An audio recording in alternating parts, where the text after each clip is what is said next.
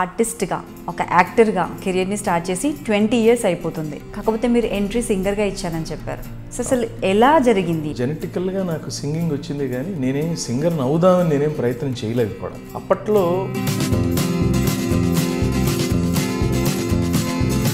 జెనెటికల్గా ఇది వచ్చు కాబట్టి ఇది ప్రయత్నం చేశాం. అనౌన్సర్గా వర్క్ చేశారు దూరదర్శన్లో.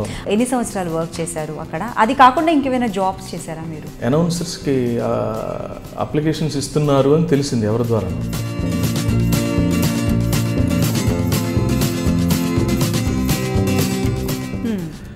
ప్రత్యేకంగా నేను అనుకుని చేసింది చాలా తక్కువ అని చెప్పాలి. ఆర్టిస్ట్కి అసలు ఎలాంటి క్వాలిఫికేషన్ ఉండాలి? ఒక మంచి ఆర్టిస్ట్ ఎలా ఉంటే బాగుంటుందో, ఎలా ఉండాలి అవన్నీ మనకు తెలుసు. ఎలా తెలుసు అంటే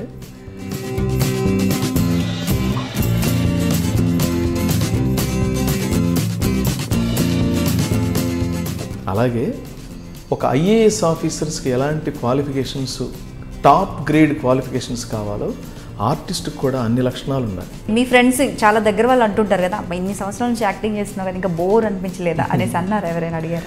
మీ ప్రశ్న సరైందే. అంటే ఒక్కొక్కసారి నాకు కూడా ఈ మధ్యన అనిపిస్తుంది, నాకే అనిపిస్తుంది. దానికి ఒక కారణం.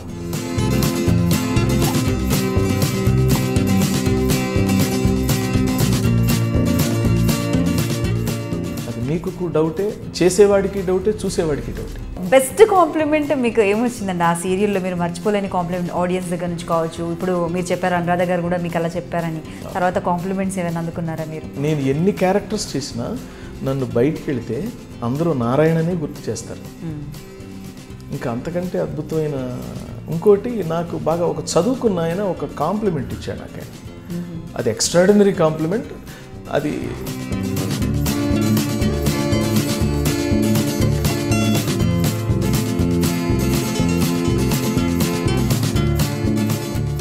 సో లక్ ఎక్కువ ఫేవర్గా ఉండాలంటారా సక్సెస్ కావాలంటే, లేదంటే హార్డ్ వర్క్ ఒకటి చాలా? ఫోర్మోస్ట్ క్వాలిఫికేషన్ ఏంటంటేనండి టాలెంట్. టాలెంట్ ఎలా ఉండాలంటే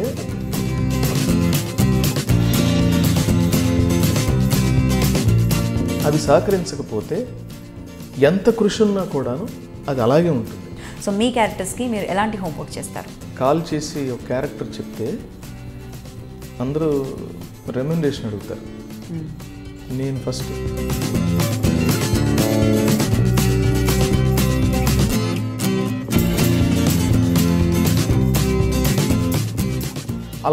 ఇలాంటి హోంవర్క్ అంతా చేస్తాను నేను. ఎవరైనా ప్రపోజ్ చేశారా మీకు?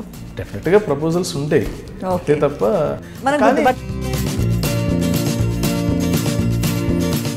తను మంచి క్లాసికల్ డాన్సర్. ఇప్పుడు సీరియల్స్లో ఉండే మేకింగ్ కావచ్చు, టెక్నికల్ ఇష్యూస్ కావచ్చు, ఆర్టిస్టులు చేసే హోంవర్క్ పరంగా అంటే కామన్ థింగ్స్ ఏవి మీరు ఎక్కువగా చూస్తారు? అంటే డిఫెక్ట్స్ కావచ్చు, ప్లస్ పాయింట్స్, మైనస్ పాయింట్స్, ఏం చూస్తారు ఎక్కువగా? ఆర్టిస్టులు అందరూ కూడాను అప్పుడు ఇప్పుడు హోంవర్క్ చేసేవాళ్ళు ఉన్నారండి.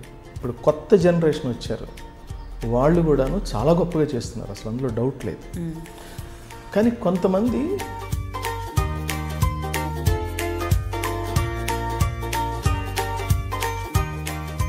సో కాబట్టి ఆర్టిస్టులకు కూడా క్యారెక్టరైజేషన్ అంటే వాడికి కూడా తెలియట్లేదు. ఇంపోర్టెడ్ ఆర్టిస్ట్ అంటే ఇంపోర్టెడ్ ఇన్ ద సెన్స్ బయట రాష్ట్రాల నుంచి బాగా వస్తున్నారు. సో మరి దీని గురించి మీరేమంటారు? నేను ఇలాగే ఆఫ్ ద రికార్డ్ నా ఫ్రెండ్స్తో, అంటే డైరెక్టర్స్, ప్రొడ్యూసర్స్తో, అంటే వాళ్ళు ఏమన్నారు తెలుసా అండి,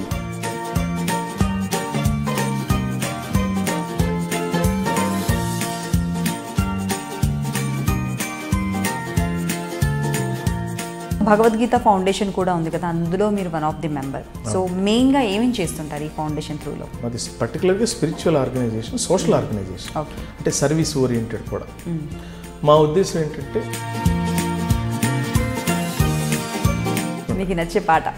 ఏ పారిజాతం ములియగలను సఖీ, గిరిమల్లికలు తప్ప, గరిక పూలు తప్ప, ఏ కానుకలను అందించగలను చెలి.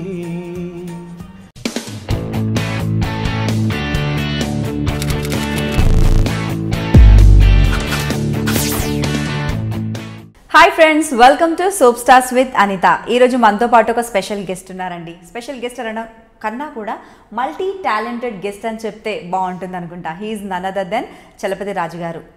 ఇలా కన్నా కూడా చంద్రముఖి సీరియల్లో నారాయణ అంటే బాగా గుర్తుపడతారేమో.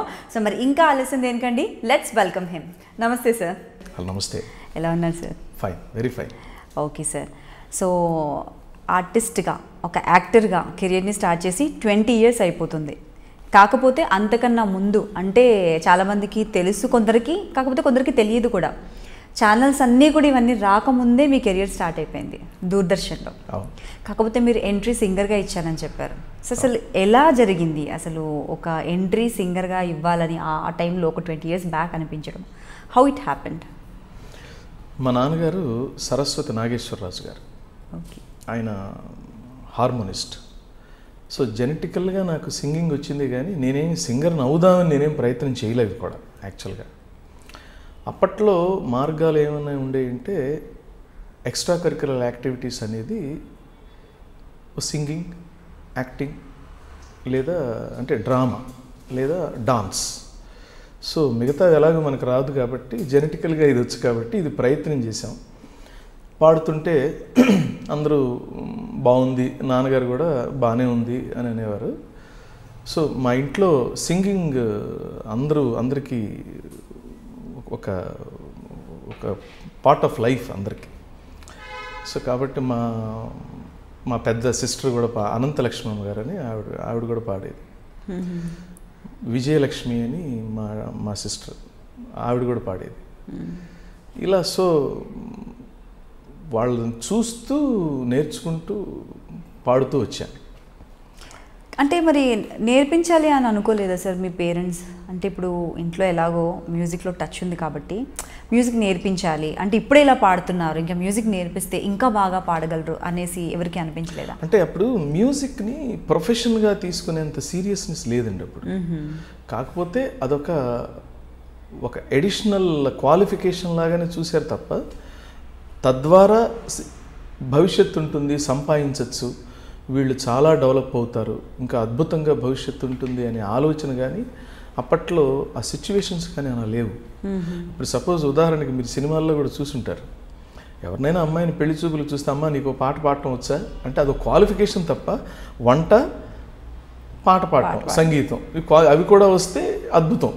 లేకపోతే అమ్మాయి చక్కగా ఉండి పద్ధతిగా చదువుకొని ఇల్లు, వంట, వార్పు అన్నీ వస్తే అది అద్భుతం. అది అలాగే ఇది ఒక ఎడిషనల్ క్వాలిఫికేషన్లో ఉంది తప్ప తద్వారా ఏదో భవిష్యత్తు గ్రేట్గా ఉంటుంది అనే థాట్స్ అప్పుడు ఉండుండకపోవచ్చు అని నా ఉద్దేశం. ఓకే. సో ఎడ్యుకేషన్ మీదే బాగా కాన్సన్ట్రేషన్ ఉండేది అప్పట్లో. ఎక్కువ ఎడ్యుకేషన్ అంటే రాను రాను మధ్యకాలంలో కొంచెం మళ్ళీ ఎడ్యుకేషన్ కాకుండా ఎక్స్ట్రా కరిక్యులర్ యాక్టివిటీస్ అనేది ఇంకెక్కువ కొంచెం అయింది. మళ్ళీ ఎడ్యుకేషన్లోనే ఉతకడంతో అవడం మొదలు పెట్టేశారు. ఆఫ్ కోర్స్ అందరికీ తెలుసు, కాంపిటీషన్ అయిపోయింది కాబట్టి. సో మరి మీరు పుట్టి పెరిగిందంతా ఎక్కడ సార్? ఏ ప్లేస్లో పుట్టారు, ఎక్కడ చదువుకున్నారు? మాది కృష్ణా జిల్లా. ఓకే. తొర్లపాడని విలేజ్, అది నందిగామ తాలూకా. అది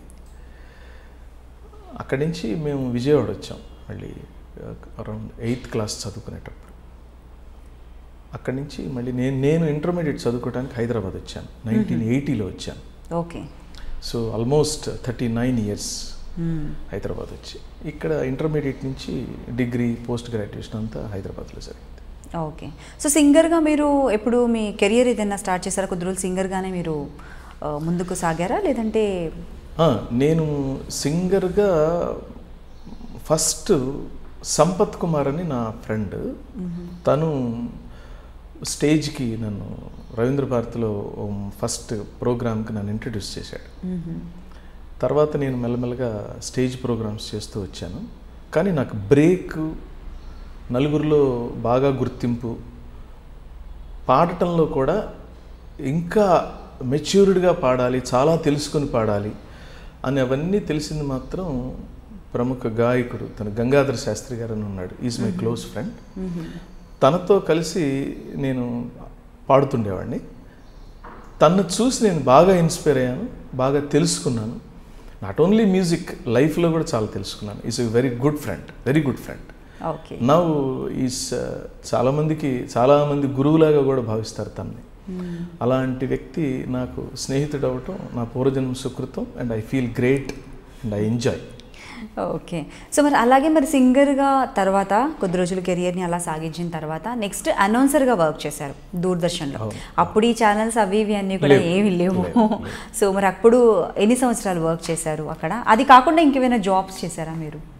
నేను దూరదర్శన్లో అనౌన్సర్గా అన్నది కూడా కాకతాళీయమే, అనుకోకుండా. అదేమి నేనేం అనుకోని, అసలు నా లైఫ్లో నుండి నేను ప్రత్యేకంగా నేను అనుకుని చేసింది చాలా తక్కువ అని చెప్పాలి. అప్పుడు దూరదర్శన్ ఒకటే ఉండేది. దూరదర్శన్కి వెళ్ళాను, అనౌన్సర్స్కి అప్లికేషన్స్ ఇస్తున్నారు అని తెలిసింది ఎవరి ద్వారాను, ఫ్రెండ్స్ ద్వారా. వెళ్ళాను, ఇచ్చాను, సెలెక్ట్ అయ్యాను, అంతే. ఇంకా దానికి ఏం పెద్ద ఇదేం లేదు. ఓకే. దాని తర్వాత టెలిస్కూల్ అని మార్నింగ్ మీకు చిన్నపిల్లలకి పాఠాలు చెప్పే ఒక ఛానల్ కూడా ఉంది, స్టేట్ గవర్నమెంట్కి అనుసంధానంగా. అందులో కూడా చిన్నపిల్లలకి లెసన్స్ చెప్పేవాడిని. సో వాళ్ళు స్క్రిప్ట్ రైటర్స్ ఉండేవాళ్ళు, అది రాసిస్తే దాన్ని యథాతథంగా ఒక టీచర్ లాగా కొన్ని, లేకపోతే ఇంట్లో ఒక తాతయ్య అయితే, ఒక మామయ్య అయితే ఎలా చేస్తాడు, ఒక అన్నయ్య అయితే ఎలా చెప్తాడు. సో అప్పటికి నా ఏజ్ గ్రూప్ అన్నయ్య తమ్ముడు ఇలాంటి ఏజ్ గ్రూప్ కాబట్టి అన్నయ్యలాగే చిన్నపిల్లలకి మనం ఎలాగో అన్నయ్యల ఏజ్ గ్రూప్ అప్పుడు.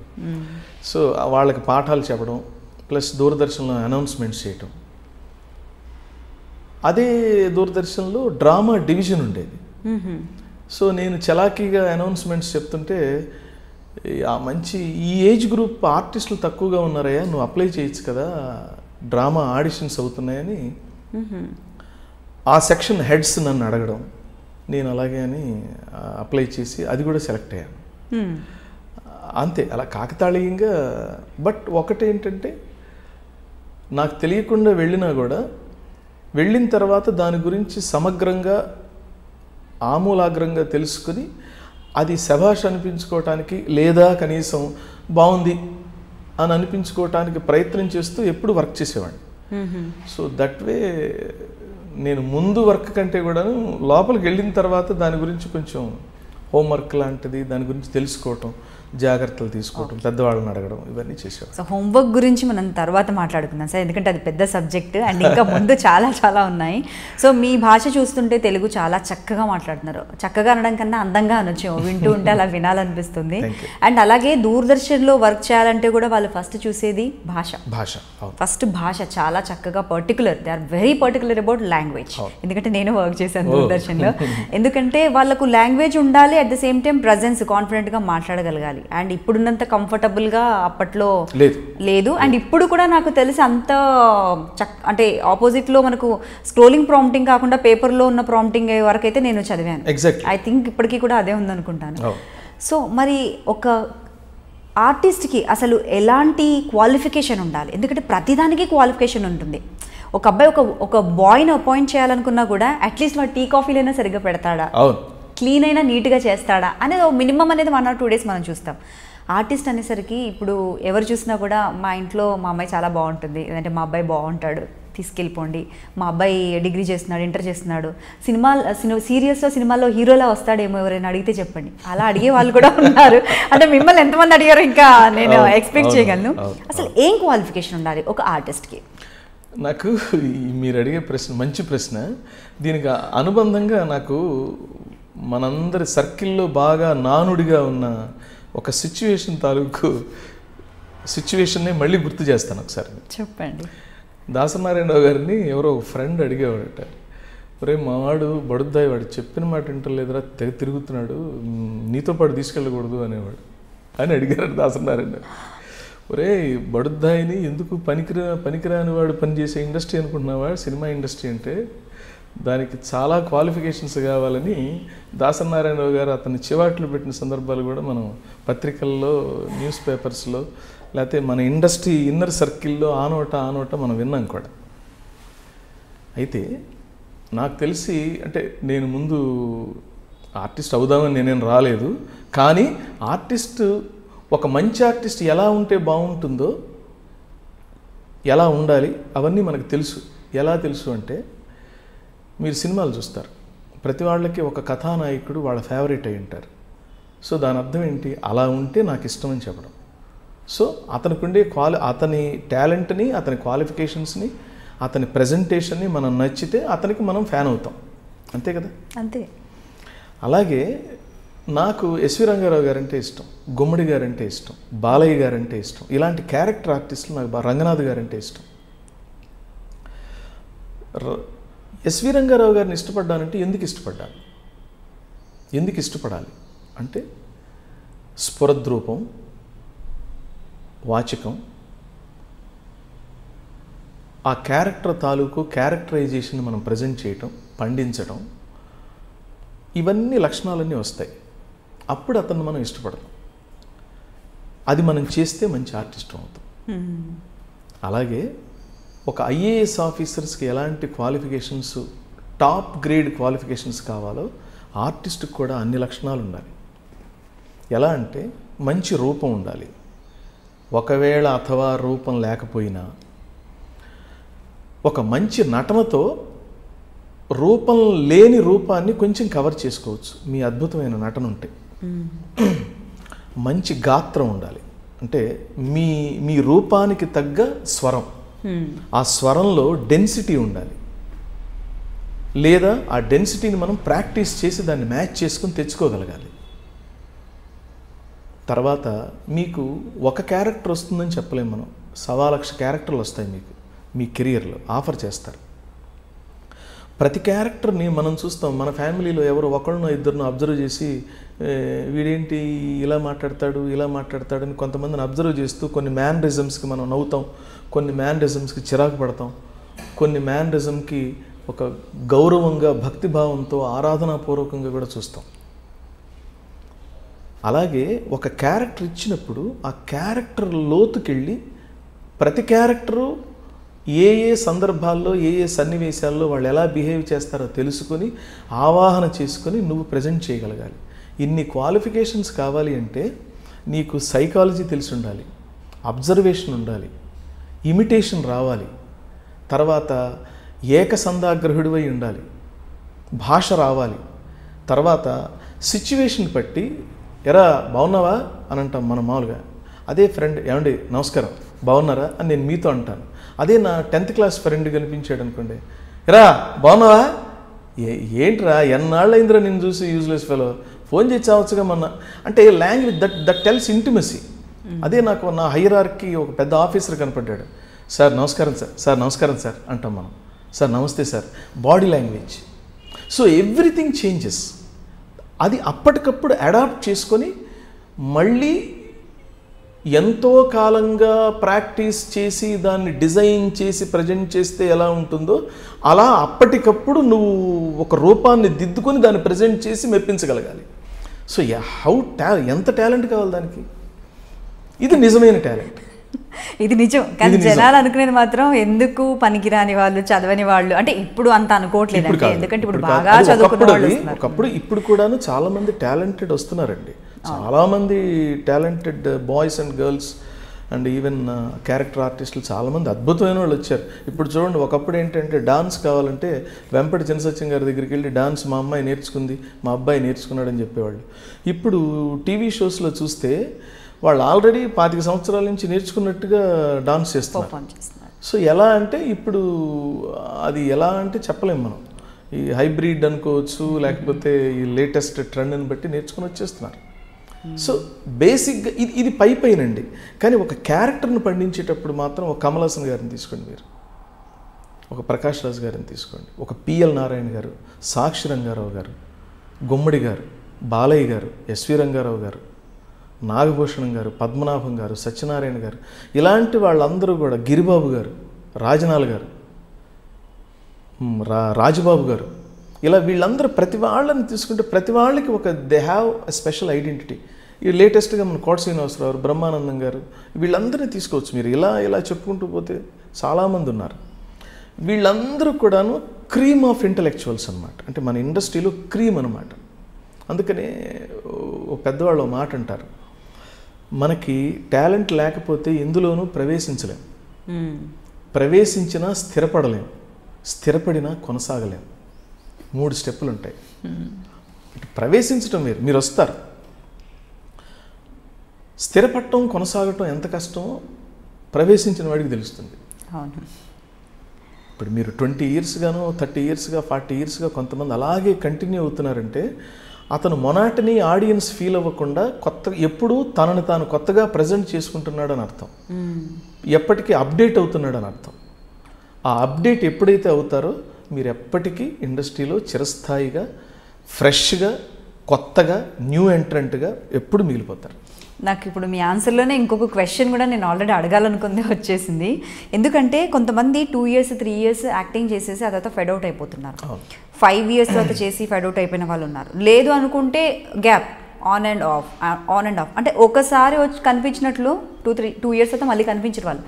టోటల్ చేంజ్, అటైర్ చేంజ్, వాళ్ళ లుక్ చేంజ్, వాళ్ళ యాక్టింగ్ కూడా కొంచెం కొంచెం చేంజ్ అవుతుంది.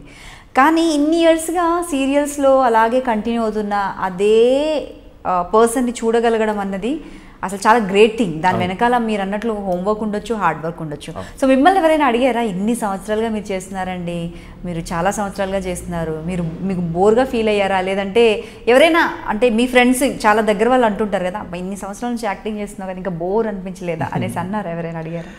అంటే అడిగిన వాళ్ళు ఉన్నారు. మీ ప్రశ్న సరైందే. అంటే ఒక్కొక్కసారి నాకు కూడా ఈ మధ్యన అనిపిస్తుంది, నాకే అనిపిస్తుంది. దానికి ఒక కారణం ఉంది. ఎలా అంటే క్యారెక్టర్స్ డిజైన్ చేయటంలో వెరైటీ పోతుంది ఈ మధ్యకాలంలో. ఇప్పుడు నేను 20 years బ్యాక్ నేను ఎంటర్ అయినప్పుడు నేను కస్తూరి అనే సీరియల్తో నేను ఫస్ట్ ఎంటర్ అయ్యాను. మంజులా నాయుడు గారు డైరెక్టర్. దానికి ఒక క్యారెక్టరైజేషను, ఆ క్యారెక్టరైజేషన్లోనే మాట్లాడతాను తప్ప వేరే వర్డ్ కూడా నేను మాట్లాడను. సో నన్ను ఒక సైనికుడిలాగా, ఆ క్యారెక్టర్లో ఒక సైనికుడిలాగా నన్ను తీర్చిదిద్ది అలాగే యాక్ట్ చేయించేలాగా దర్శకుడు, screen play writer, dialogue writer, ఈ 3 ఆర్టిస్ట్కి కంచండి. ఫస్ట్ డిజైన్ చేస్తే ఎవరంటే స్టోరీ రైటర్. అందుకని స్టోరీ రైటర్ని బ్రహ్మ అంటారు, సృష్టికర్త. Screen play writer, dialogue writer ఏంటంటే కంచె. ఇటు డివైడర్స్ అనమాట. వీళ్ళు ఈ మధ్యలోనే ఉండాలి. ఆ మధ్యలో ఇన్ బిట్వీన్ లైన్ మీదే నడిచేలా చేసేది డైరెక్టర్. ఈ 3 మధ్యలో ఒక కవాతు, అంటే నటన అనే కవాతును చేస్తున్నప్పుడు మీరు మధ్యకి కానీ పక్క చూపులు కానీ అటు ఇటు ఒరిగే అవకాశం లేదు. అటు ఇటు మనం ఎక్కడికైనా మార్గం తప్పే అవకాశం లేదు. ఇప్పుడు ఏంటంటే కొంచెం స్పీడ్ అయింది. ప్లస్ స్టోరీ స్టైల్ కూడా మారింది, ప్రజెంటేషన్ మారింది, స్క్రీన్ ప్లే మారింది. మనం ఇమిటేట్ చేస్తున్నాం. అంటే వేరే లాంగ్వేజ్, ఈవెన్ ఫారెన్ కంట్రీ సీరియల్స్లో నుంచి కూడా మనం ఇన్స్పిరేషన్గా తీసుకొని ఇక్కడ క్యారెక్టర్స్ని మనం సృష్టిస్తున్నాం. అందువల్ల ఏంటంటే ఎప్పుడు కూడాను పరాయి వాడిని ఇమిటేట్ చేయడం కాసేపు చేయగలం కానీ కంటిన్యూ చేయలేం. ఇది నిజం, మనం ఒప్పుకోవాలి. అంటే మన రామాయణ, మహాభారత, భాగవతాల్లో ఉండే క్యారెక్టర్లు కానివ్వండి, మన నేటివిటీలో ఉండి అద్భుతమైన నాటకాలు, కథలు రాసిన రచయితల్లో నుంచి పాత్రలు మనం సృష్టించగలిగితే మనకు అనుగుణంగా, మనకు తగ్గట్టుగా, మన నేటివిటీకి తగ్గట్టుగా ఉంటాయి తప్ప వేరే వాళ్ళని ఎవరినైనా ఇమిటేట్ చేసినా కాసేపు చేయగలం కానీ కంటిన్యూ చేయలేం. అందువల్ల ఎక్కడో స్లిప్ అవుతుంది. కాబట్టి మీరు ఆ క్యారెక్టర్లో, ఆ పంధాలో మీకు ట్రావెల్ అయినట్టు ఉండదు. లేనప్పుడు ఎలా ఉంటుందంటే ఒక కంటిన్యూటీ ఉండదు దేనికి కూడా. ఏదో చూసాం ప్యాచ్ అంటే కానీ మీ మనసులో ఒక ముద్ర వేసుకున్నట్టుగా ఈ క్యారెక్టర్ని జీవితాంతం గుర్తుండిపోయేలా మనం గుర్తుంచుకోగలం అనేది అది మీకు డౌటే, చేసేవాడికి డౌటే, చూసేవాడికి డౌటే. సో చాలామంది ఏంటంటే ఇప్పుడు 20 years 30 years ఆల్రెడీ ఇండస్ట్రీకి వచ్చిన వాళ్ళు ఓల్డెన్ సీరియల్స్ చేసేసారు. 30 series చేసిన వాళ్ళు ఉన్నారు, 40 50 60 చేసిన వాళ్ళు కూడా ఉన్నారు. కానీ మీ కెరియర్లో మీరు సీరియల్స్ ఎన్ని చేశారు అనడం కన్నా కూడా ఒక్కొక్క సీరియల్ చాలా సంవత్సరాలు అలా కొనసాగిపోయింది. ఎప్పుడు బోర్ అనిపించలేదు. నాకు గుర్తుండి అయితే మిమ్మల్ని అసలు ఈరోజు ఈ కాంబినేషన్లో సీన్ ఎప్పుడు వస్తుందని ఎదురు చూసే వాళ్ళు కూడా ఉన్నారు. నేను ఉన్నాను అందులో. మీకు ఒక సీరియల్ ఇంతకుముందు కూడా చెప్పాను. సో అలాంటి క్యారెక్టర్ అసలు మీకు చూస్ చేసుకున్నారా? మీ దగ్గరకు వచ్చిన క్యారెక్టర్ అది నాకు ఇప్పటికీ అర్థం కాదు. నేను అనుకున్నాను, నేను ఒక పాయింట్లో నేను ఏమనుకున్నానంటే వన్ ఆఫ్ ది రైటర్ అయ్యి ఉంటారు. ఎందుకంటే తెలియదు, నాకు అసలు ఏం తెలియదు. అలా ఎలా రాసుకుంటారు అంటే ఇన్ని సంవత్సరాలు అంత చక్కగా, అంత పకడ్బందీగా ఎలా వస్తుంది క్యారెక్టర్? తెలియక అంటేనండి ఇది మాత్రం నాకు క్యారెక్టర్ అనుకోకుండా వచ్చింది. మళ్ళీ నా పర్సనల్ లైఫ్లోకి వెళ్తే కూడాను చంద్రముఖిలో నారాయణ క్యారెక్టర్ అది వెరీ పాపులర్. అది ఆడియన్స్ అందరూ నన్ను అద్భుతంగా వాళ్ళు ఆనందించి నన్ను ఆశీర్వదించిన వేషం నారాయణ క్యారెక్టర్. తర్వాత దేవత అనే సీరియల్లో మాధవరావు అనే క్యారెక్టర్ ఒకటి చేశాను. రాధామధులో సాయినాథ్ అని ఒక క్యారెక్టర్ చేశాను. పద్మవ్యూహంలో కూడా నారాయణే, ఆ క్యారెక్టర్ పేరు కూడా నారాయణే, హ్యాపెన్స్. భాగవతం చేశాను. తర్వాత శ్రీనివాస కళ్యాణం, శ్రీనివాస వైభవం బాపు గారి డైరెక్షన్లో ఎస్విబిసి ఛానల్కి నారదుడిగా చేశాను నేను. బాగా సెట్ అయిపోయారు దాంట్లో. ఇవన్నీ క్యారెక్టర్స్ అంటే నేనేమి అనుకున్నావు కాదు, నేను అస్సలు అనుకోలేదు. నేను మామూలుగా పద్మవ్యూహం క్యారెక్టర్ చేస్తున్నాను, నారాయణ అనే క్యారెక్టర్. చంద్రముఖిలో కూడా ఆ క్యారెక్టర్ పేరు, అది మరాఠీ సీరియల్ మాతృక, మరాఠీ నుంచి తెలుగు మన ఆర్కా మీడియా అప్పుడు చేసింది ఆ సీరియల్. నారాయణ చలపతిరాజు అయితే ఎలా ఉంటాడు అంటే బాగుంటాడు, బాగానే అనుకున్నారు. తర్వాత మళ్ళీ పద్మవ్యూహం జస్ట్ మొన్ననే కదా అయిపోయింది, అందులో కూడా నారాయణ పేరుతోనే బాగా పాపులర్ 1000 ఎపిసోడ్స్ చేశాడు. మళ్ళీ రిపీట్ చేస్తే మొనాటనీ అవుతుందేమో ఇలా ఫీల్ అయ్యి నన్ను పిలిచి కూడాను అంతా చేసి కూడా మళ్ళీ వద్దనుకున్నారు. Okay sir, it's all right, however thanks అని చెప్పి నేను వెళ్ళిపోయాను. వాళ్ళు 5 ఎపిసోడ్స్ తీశారు, షూట్ చేశారు వేరే వాళ్ళని పెట్టి.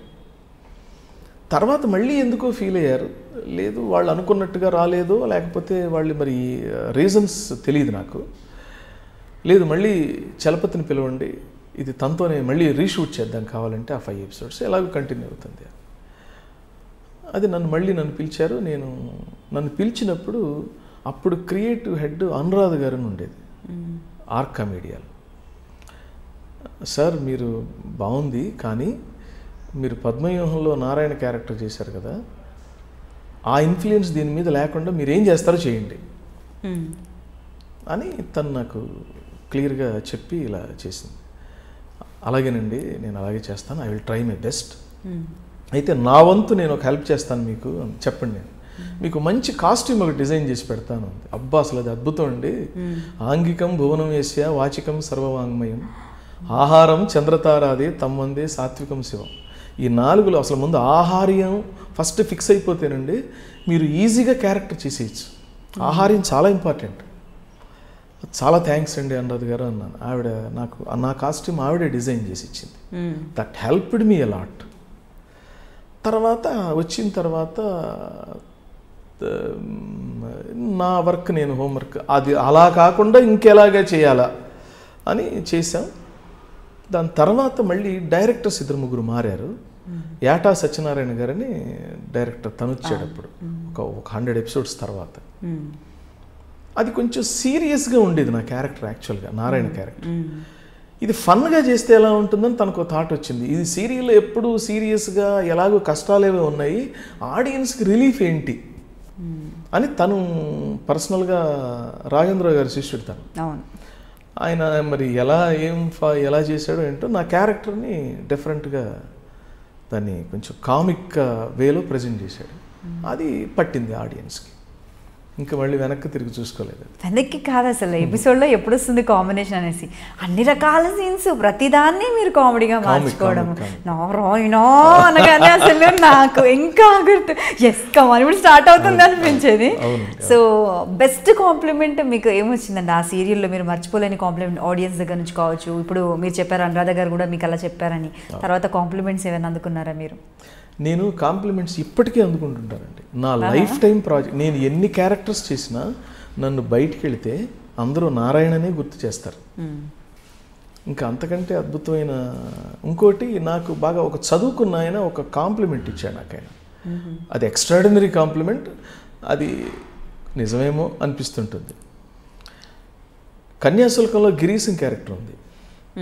ఆ గిరీశం క్యారెక్టరే అది, ఆ మనిషి లేడు, కానీ మనం కొంతకాలానికి ఇంతకాలానికి మనం ఆ క్యారెక్టర్ అనేది ఉందేమో, వాడెవడో ఉన్నాడు, గిరీశం అనేవాడు ఎవడో లైవ్లో ఉన్నాడనే భావన కన్యాశుల్కం నాటకం చూసిన వాడికి, విన్నవాడికి, చదివిన వాడికి, ప్రతివాడికి అది అనుభూతి మిగులుతుంది.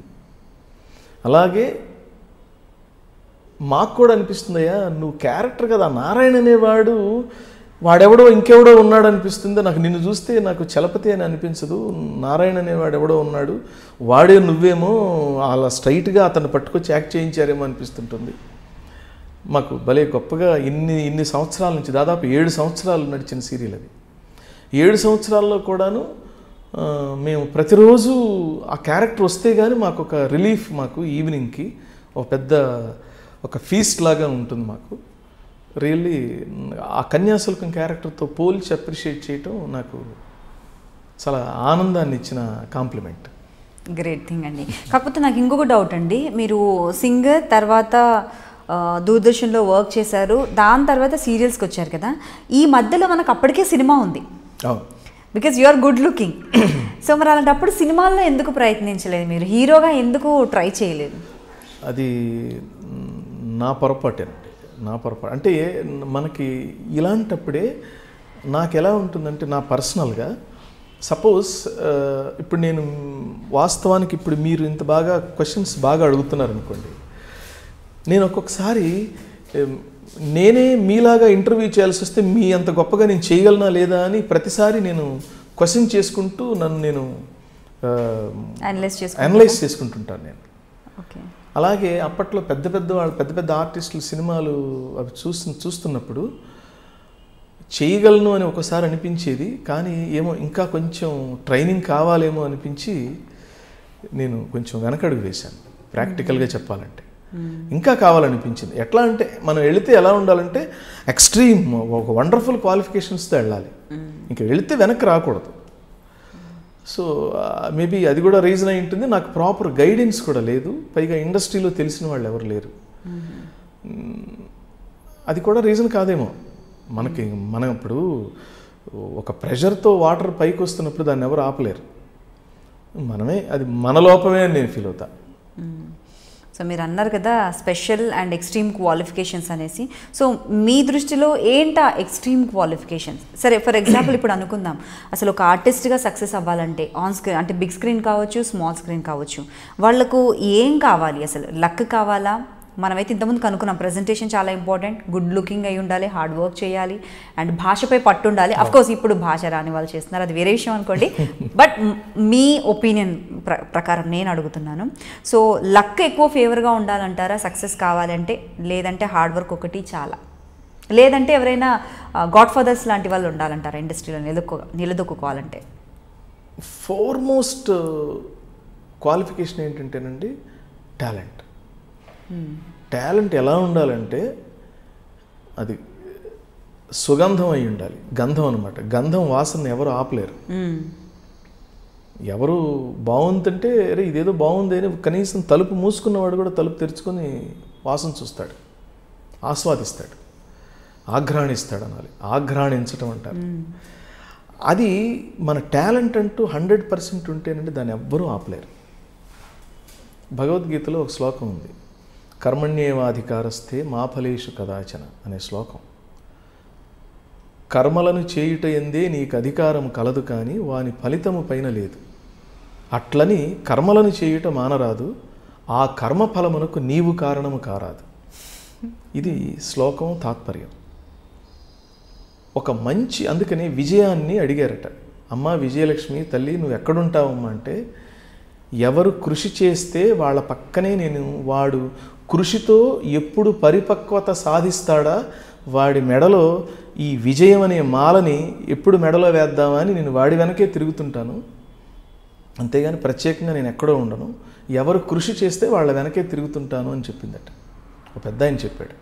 అందుకనే కర్మణ్యేవాధికారస్థ ఈ శ్లోకంలో కూడా సుకర్మ లాంటి గోవు వెనక విజయం లాంటి లేగదోడ పరిగెత్తక ఇంకెక్కడికి పరిగెడుతుంది? తల్లి వెనకేగా లేగదోడ పరిగెత్తేది. తల్లి ఎక్కడుంటే లేగదోడ అక్కడికే వస్తుంది.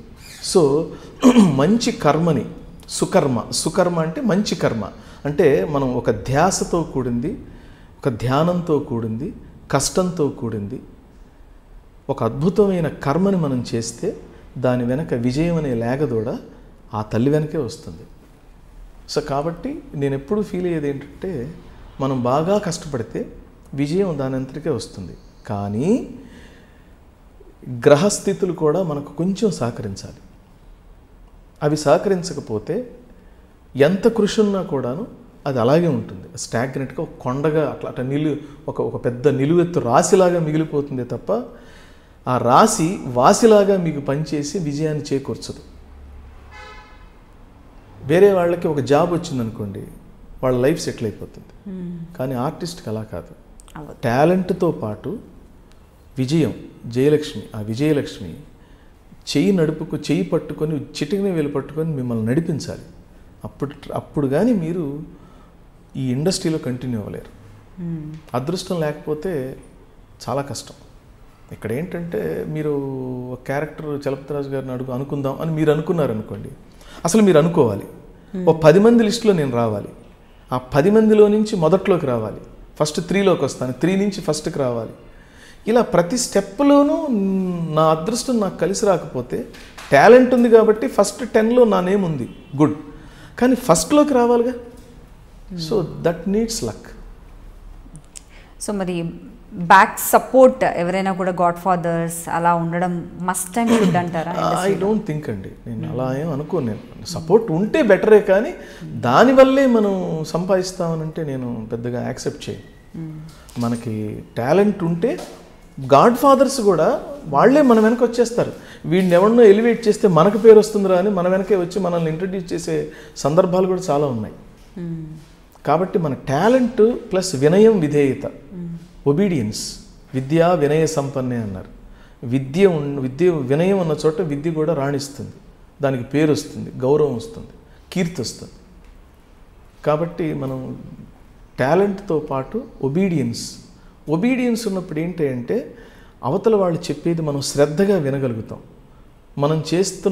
మనం ట్రావెల్ అవుతున్న మార్గంలో సబ్జెక్ట్ని జాగ్రత్తగా మనం గ్రహించగలుగుతాం. అప్పుడు మనం ఒక్కసారి వింటేనే మన నోటికి వచ్చేస్తుంది. ఏకసంధాగ్రహి అంటాడు. అది ఉన్నప్పుడు ఒక్కసారి చెప్పగానే మనం చెప్తే చూడండి, మనం ఇప్పుడు మనం చిలుక పలుకులు అంటాం. హలో అంటే మనం ఇష్టపడుతున్నాం, మనం చెప్పగానే అది చెప్తుంది కాబట్టి. అలాగే డైరెక్టర్ కూడా మనం ఇది ఇలా ఉండాలి డైలాగు అని చెప్పగానే మనం చెప్తున్నాం అనుకో, అరే వీడు బాగా చెప్తున్నాడు, ఇట్లా చెప్తాను, ఇంకోసారి ఇట్లా ఈ డైలాగు అని ఇంకో 2 డైలాగులు రాయించడం, మన గురించి ఒక సపరేట్ షాట్ పెట్టడం, మనకు ఒక సిగ్నిఫికెన్స్గా ఉండేట్టుగా మనకు ఒక ప్రత్యేకమైన ప్లేస్మెంట్ ఇవ్వటం, ఇవన్నీ జరుగుతాయి. ఓకే. సో మీరు ఇన్ని ఎపిసోడ్స్, ఇన్ని సంవత్సరాలు ఒక్కొక్క సీరియల్ ట్రావెల్ అవ్వడానికి ఇది ఒక బెస్ట్ రీజన్ అనుకోవచ్చు మేము. అదృష్టం అనేది పక్కన పెడితే hard work definitely is there. అంటే ఇప్పుడు మీకు ఆ థాట్ ఉంది అలా చెప్తున్నారంటేనే అంటే అక్కడ ఒక హార్డ్ వర్క్ అనేది తెలుస్తుంది. సో స్పెషల్లీ మీ క్యారెక్టర్స్కి సంబంధించి మీరు ఎంత హోంవర్క్ చేస్తారు, ఎలా చేస్తారు? ఎందుకంటే ప్రతి ఒక్క క్యారెక్టర్కి అందరూ హోంవర్క్ చేస్తున్నామని అని చెప్పలేం. అలా అనేసి మన ముందే చేయరు కదా. మేబీ ఎక్కడైనా సంథింగ్ ఏదైనా చేసేవాళ్ళు కూడా ఉండొచ్చు కదా, అందరూ ఒకలా ఉండకపోవచ్చు. సో మీ క్యారెక్టర్స్కి మీరు ఎలాంటి హోంవర్క్ చేస్తారు? నేను క్యారెక్టర్ ఎవరైనా కాల్ చేసి ఒక క్యారెక్టర్ చెప్తే అందరూ రెమ్యునరేషన్ అడుగుతారు. నేను ఫస్ట్ క్యారెక్టర్ ఏంటని అడుగుతాను. ఫస్ట్ ఎలా ఉంటుంది అంటే, మేనేజర్ కాల్ చేస్తాడు, మేనేజర్కి తెలియదు, కానీ మంచి క్యారెక్టర్ అంటే లెంగ్దీ క్యారెక్టర్ అని చెప్తారు. అది ఫిక్స్ అయిపోతారు, లెంగ్దీ క్యారెక్టర్ అండి. కానీ దాని స్వరూపం ఎలా ఉంటుందంటే కో డైరెక్టర్ కొంతవరకు చెప్పగలడు. దర్శకుడిని అడిగితే కూడాను దర్శకుడు చెప్తాడు. నేనేం చేస్తానంటే విత్ డైరెక్టర్ పర్మిషన్ రైటర్ని కూడా నేను కాసేపు ఏమండి ఇది ఇంకా స్వరూపం ఎలా ఉంటుంది అని రైటర్ని డైరెక్టర్ని వాళ్ళిద్దరిని వాళ్ళు కొంచెం ఏమిటి చేదస్తాం అని అనుకున్నా సరే అది తెలుసుకుంటే, ఎందుకంటే నేను కాస్ట్యూమ్ అండ్ లుక్ డిజైన్ కోసం నేను అడుగుతాను వాళ్ళని. అంటే ఇలా బిహేవ్ చేస్తాడు అంటే కాస్ట్యూమ్ ఎలా ఉంటే బాగుంటుంది, మ్యానరిజమ్స్ ఏమైనా పెట్టుకోవచ్చా, ఈ రిఫరెన్స్కి పూర్వం మన పూర్వీకులు సినిమాల్లో ఏమన్నా రెఫరెన్స్ క్యారెక్టర్ ఏమన్నా ఉందా, ఉంటే దాన్ని యాజ్ ఇట్ ఈస్గా చేస్తే మళ్ళీ ఇమిటేషన్ అవుతుంది. దాన్ని ఇన్స్పిరేషన్గా తీసుకొని ఫాలో అవటం తప్పులేదు. దాన్ని ఏమైనా చేయొచ్చా, ఇలాంటి హోంవర్క్ అంతా చేస్తాను నేను.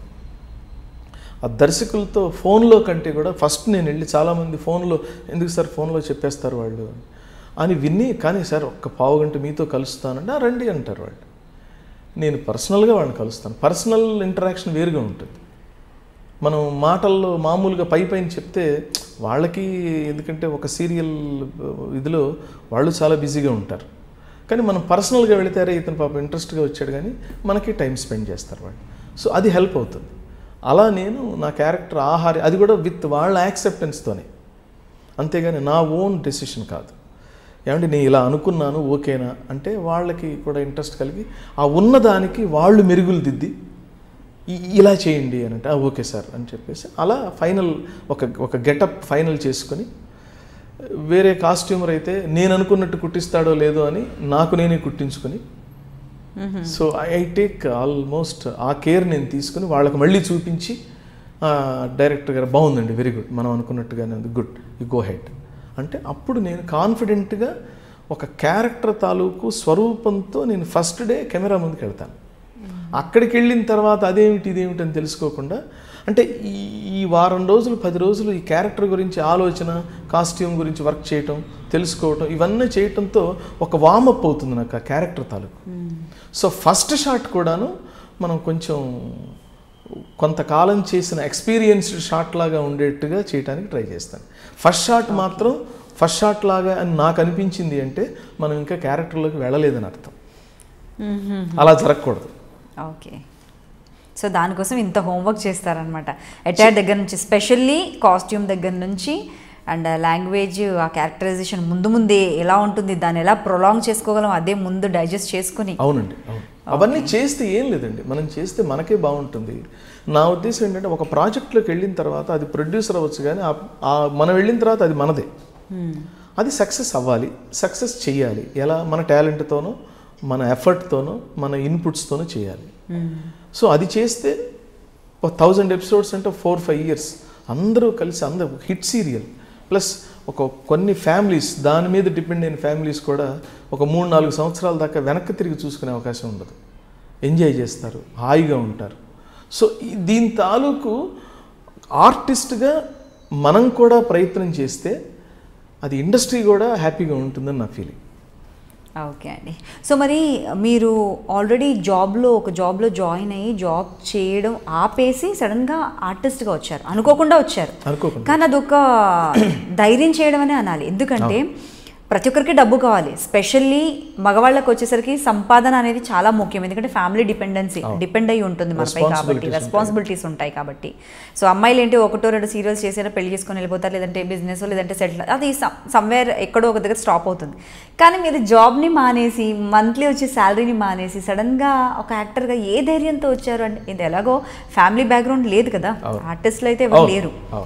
సో ఎలా ధైర్యం చేశారు అసలు అంతలా సడన్గా? ఎవరైనా మోటివేట్ చేశారు? అలా ఏం లేదండి. నేను అప్పుడు కొత్తగా ఛానల్స్ వచ్చాయి, ఈటీవీ, తర్వాత జెమిని, ఇవన్నీ. అంటే నేను దూరదర్శన్ నుంచి ఉన్నాను కాబట్టి మధ్యలో గ్యాప్ తీసుకున్నాను. అప్పుడు సీరియల్స్ రావడం, అంటే యాక్టింగ్ అంటే నేను దూరదర్శన్లో చేసిన డ్రామాల వల్ల యాక్టింగ్ మీద కూడా ఇంట్రెస్ట్ కలిగింది. ఓకే, ఇది రైట్ టైం అనిపించింది నాకు. రైట్ టైం అని ధైర్యం చేశాను అంతే. అది నేనేమి వెనక్కి తిరిగి చూసుకోలేదు, ఎప్పుడు అనిపించలేదు మళ్ళీ అబ్బా జాబ్ మానేసి రాంగ్ స్టెప్ అని నేను ఎప్పుడు అనుకోలేదు. సో మంచి టైమింగ్ అనుకుంటాను కదా మీది. ఆ టైంలో వచ్చిన వాళ్ళందరిది కూడా ఆల్మోస్ట్ ఛానల్స్కి ముందు ఛానల్స్ అప్పుడప్పుడే రావడము, ఫటాఫట్ అన్ని సీరియల్స్ స్టార్ట్ అవ్వడము, అవి చాలా సంవత్సరాలు అలా కొనసాగడము. సో మరి ఫినాన్షియల్గా అయితే ఎప్పుడు కూడా ఏ ప్రాబ్లమ్స్ ఫేస్ చేయలేదు? ఏం చేయలేదండి, దేవుడి దయ వల్ల నేను ఈ రోజుకి హ్యాపీ అండి. అంటే ఒకటండి, నా సైకాలజీ ఎలా ఉంటుందంటే, నేను అది లేదు ఇది లేదని నేను ఆలోచించను, బాధపడను, దాని గురించి ఎక్సైట్ అవ్వటం అనేది ఉండదు. నా ఎక్సైట్మెంట్ అలా నా ప్రొఫెషన్ మీద ఉంటుంది. బాగా చేయాలి, బాగా మెప్పించాలి. ఎక్కడికి వెళ్ళినా కూడా మనల్ని ఇతను బాగా చేస్తాడు అని ఒక అడ్మైరింగ్గా చూడాలి అనే ఉద్దేశంతో నేను ఎక్కువగా వర్క్ చేస్తాను. అంతే తప్ప సరే డబ్బు అనేది మీరేం లేదండి, ఇప్పుడు ఇవాళ వస్తుంది, దేనికో దానికి ఖర్చు చేస్తాం, కానీ ఇవాళ వచ్చిన క్యారెక్టరు చాలా కాలంగా నిలబడిపోతుంది. నేను దాని మీద కాన్సన్ట్రేషన్ ఉంటుంది తప్ప డబ్బు అనేది ఎలాగో వస్తుంది, దానికి అంతే ఉందండి, అది పెద్ద ఇష్యూ కాదు. అంతే, వచ్చినంతకాలం వచ్చినంత వస్తుందండి. మళ్ళీ నేను స్పిరిచువల్గా, నాకు స్పిరిచువల్ థాట్స్ ఎక్కువ. Everything is pre determined.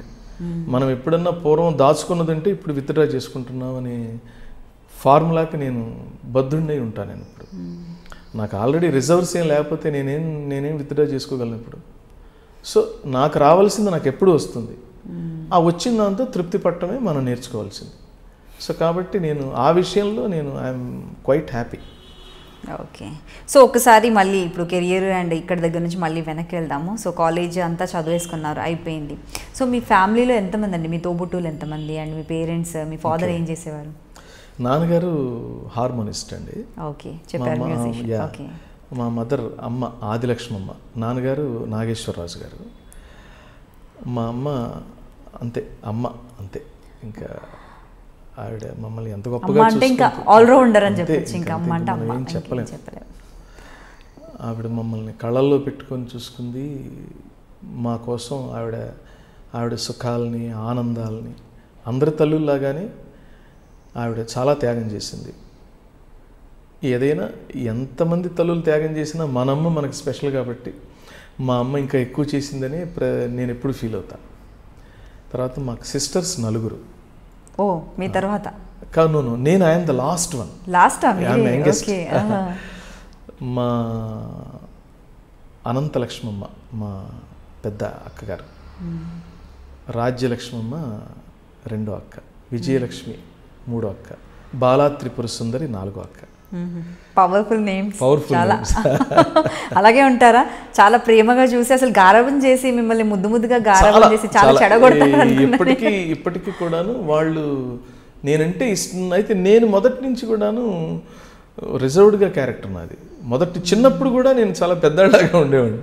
ఓ పోన్లేండి, వాళ్ళకి అవకాశం లేదు మిమ్మల్ని అవి ఇవి అలవాటు చేసేసి లేదంటే అల్లరి గోల చేయమని చెప్పడం. బ్రదర్స్ ఏమో నేను లాస్ట్ వన్, ఇంకా 2 ఉన్నారు బ్రదర్స్. ఓకే. సో మీరే లాస్ట్. అసలు ఇల్లంతా ఎప్పుడు సందడి, పండగ వస్తే ఇంకా పండగ వాతావరణమే నాకు తెలిసి. ఓకే అండి. సార్ మరి ఎలాగో నేను ఇంతకుముందుకు అడిగాను మిమ్మల్ని హీరోగా ఎందుకు ట్రై చేయలేదు అని. కాలేజ్ డేస్లో కావచ్చు, లేదంటే ఆ తర్వాత కావచ్చు, ఎవరైనా ప్రపోజ్ చేశారా మీకు? అంటే ఎన్ని జరిగినా కూడా లైఫ్ పార్ట్నర్ లైఫ్లో ఒక స్పెషల్ థింగ్ అంటూ ఉంటుంది కదా. అవును, డెఫినెట్గా. అంటే ప్రపోజ్ చేయడం అంటే ఇంత ఏమంటారు దాన్ని, ఇంత బయటపడ్డాలు లేవు నేను చదువుకునే రోజుల్లో. ఓకే. చూపుతో మోగగా ఆరాధించే వాళ్ళు ఎవరన్నా ఉన్నారేమో నాకు తెలియదు కానీ, బట్ డెఫినెట్గా ప్రపోజల్స్ ఉంటాయి అంతే తప్ప. కానీ అవి అంత భయపడేవాళ్ళం అండి. అంటే అప్పుడు ఈ ప్రేమ వివాహాలు అనేవి చాలా తక్కువ. నేను 85లో గ్రాడ్యుయేషన్ అయిపోయింది. అంటే 82 నా గ్రాడ్యుయేషన్ స్టార్ట్ అయింది. అప్పుడు ఇంత లేదు. మామూలుగా నేను పాటలు పాడుతుండేవాడిని కాలేజీల్లో, క్లాస్ రూమ్స్లో ఎర్లీగా వెళితే పాటలు పాడుతుండేవాడిని. సరే పాటలు పాడితే ఎవరైనా అట్రాక్ట్ అవుతారు కదా, అంతే తప్ప గౌరవంగా ఉండేవాళ్ళండి అప్పుడు గర్ల్స్ కానీ బాయ్స్ కానీ. చాలా ఇప్పుడున్న విశృంఖలత లేదు. సరే ఇప్పుడు గౌరవంగా లేరంటారా? అలా అని నేను అన్ను, విశృంఖలత ఎక్కువైంది కొంచెం. అంటే నేను ఎప్పుడు సపోర్ట్ చేయను. విశృంఖలతకి రిజల్ట్స్ ఏంటో మీరు చూస్తున్నారుగా. 6 నెలలకే విడాకులు. మామూలుగా ఏదో బ్రేకప్, అదేంటి బ్రేక్, ఇదేమన్నా టీవీలో బ్రేకప్ అనుకుంటే సరిపోయిందా? అసలు ఎవడు రిలేషన్ పెట్టుకోమన్నాడు, ఎవడు బ్రేకప్ చెప్పుకోమన్నారు. అందుకనే ఈ అటు 7 తరాలు ఆలోచించి ఒక బంధం కలుపుకునేవాళ్ళు వివాహంలో. అలాగే ఒకరిని స్టడీ చేయాలంటే చిన్నపిల్లలు ఎందుకు ప్రేమించకూడదు అని అంటే, ప్రేమ అనేది బాధ్యతతో కూడింది. రేపు బాధ్యత మొయ్యాల్సిన అంశం కూడా ఉంది ప్రేమలో. అందువల్ల అది పెద్దవాళ్ళకి సంబంధించింది. మన ఏజ్ సరిపోదు ఇది డిసైడ్ చేసుకోవటానికని పెద్దవాళ్ళకి అప్పచెప్పేవాళ్ళు. అంతే తప్ప చిన్నవాళ్ళు చూసుకోకూడదని కాదు. అంటే వాళ్ళ నాలెడ్జ్, వాళ్ళ ఎక్స్పీరియన్స్ ఆ రిలేషన్ని ఫిక్స్ చేసుకోవటానికి మీ క్వాలిఫికేషన్ సరిపోదు. పెద్దవాళ్ళని సరిపోతారని అలా వెనక్కి తిరిగి చూసేవాళ్ళు. అమ్మా నాన్న చూసేవాళ్ళు, అవి బాగుండేవి. ఒకవేళ బాగున్నా బాగాలేకపోయినా కూడా అమ్మా నాన్న చెప్పేవాళ్ళు. అమ్మా నాన్న వచ్చి సర్ది చెప్పడానికి అవకాశం ఉండేది. ఎందుకు? చూసింది వాళ్ళు కాబట్టి. అవును. ఇప్పుడు మీరు చూసుకున్నప్పుడు మేము వచ్చి దాన్ని సరిదిద్దడానికి చూస్తే నువ్వెవడో కొత్తగా వచ్చావని చూస్తారు మనల్ని. మనం న్యూ ఎంట్రెంట్గా ఉంటాం. ఈవెన్ దో ఆ పెళ్లి చేసేటప్పుడు రిసెప్షన్లో అమ్మా నాన్న క్యారెక్టర్లో కాస్ట్యూమ్ వేసుకొని నిలబడటమే తప్ప అది నాకైతే అదొక క్యారెక్టర్లో ఉంటుంది. ఎందుకంటే వీడు మొదటి నుంచి వాళ్ళ ఇంటికి వెళ్ళటం, పెళ్లి చూపులు చుట్టం, వాళ్ళ అటు ఇటు బంధువులు తెలుసుకోవటం, ఇంత హోంవర్క్ ఏం వీడికి తెలియదు, బ్యాక్గ్రౌండ్ తెలియదు. సడన్గా ఒక క్యారెక్టర్ వచ్చి వీడు మా మావయ్య అంటాడు. వీడెవడరా అంటే వాడు మావయ్య.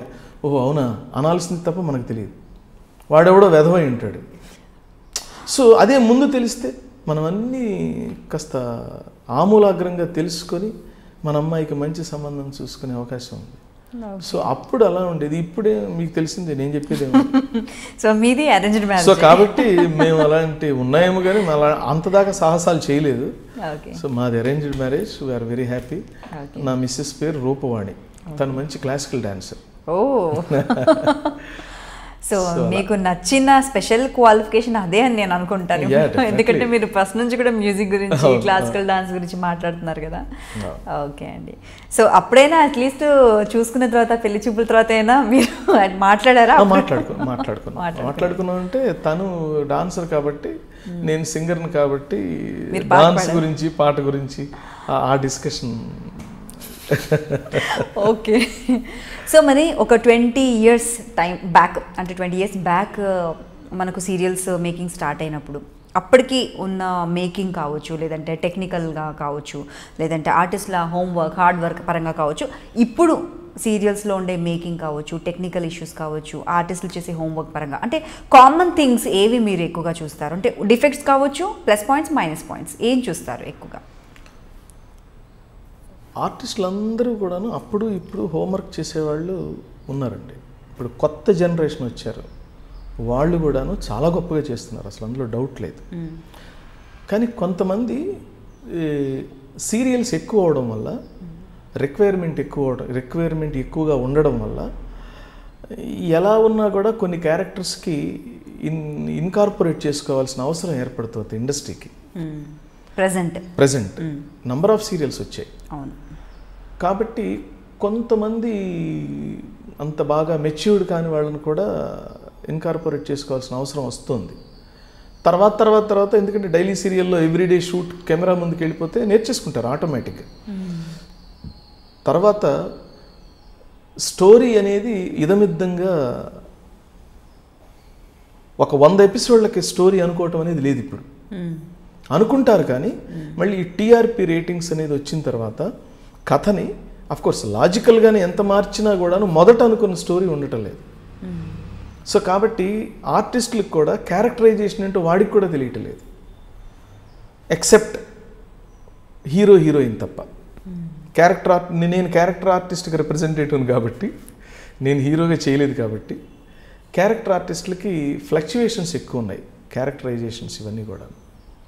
ప్లస్ మేకింగ్లో ఇంతకుముందు టైం ఉండేది, ఇప్పుడు టైం లేదు, చాలా ఫాస్ట్గా చేసేయాలి. ఫాస్ట్నెస్లో యాక్యురసీ ఒక్కొక్కసారి ఉంటుంది, ఒక్కొక్కసారి ఉండదు, మనం యాక్సెప్ట్ చేయాల్సింది. సో కాబట్టి ఇవన్నీ ఏంటంటే బడ్జెటరీ పాయింట్ ఆఫ్ వ్యూ కూడా ఉంటాయి. సో అన్నీ ఉంటాయి, ఇవన్నీ రీజన్స్. బడ్జెట్ పెరిగినప్పుడు డెఫినెట్గా మంచి క్వాలిటీ వస్తుంది. ఓకే. సో బడ్జెట్ గురించి వచ్చింది కాబట్టి మరి ఈ మధ్యకాలంలో కావచ్చు, ముందు కావచ్చు, ఇన్ని సీరియల్స్ చేశారు కదా, ఎప్పుడైనా కూడా పేమెంట్స్ ఇష్యూస్ కావచ్చు, ఎగ్గొట్టడాలు కావచ్చు, ఇలాంటి ఇష్యూస్ ఏమైనా జరిగాయా?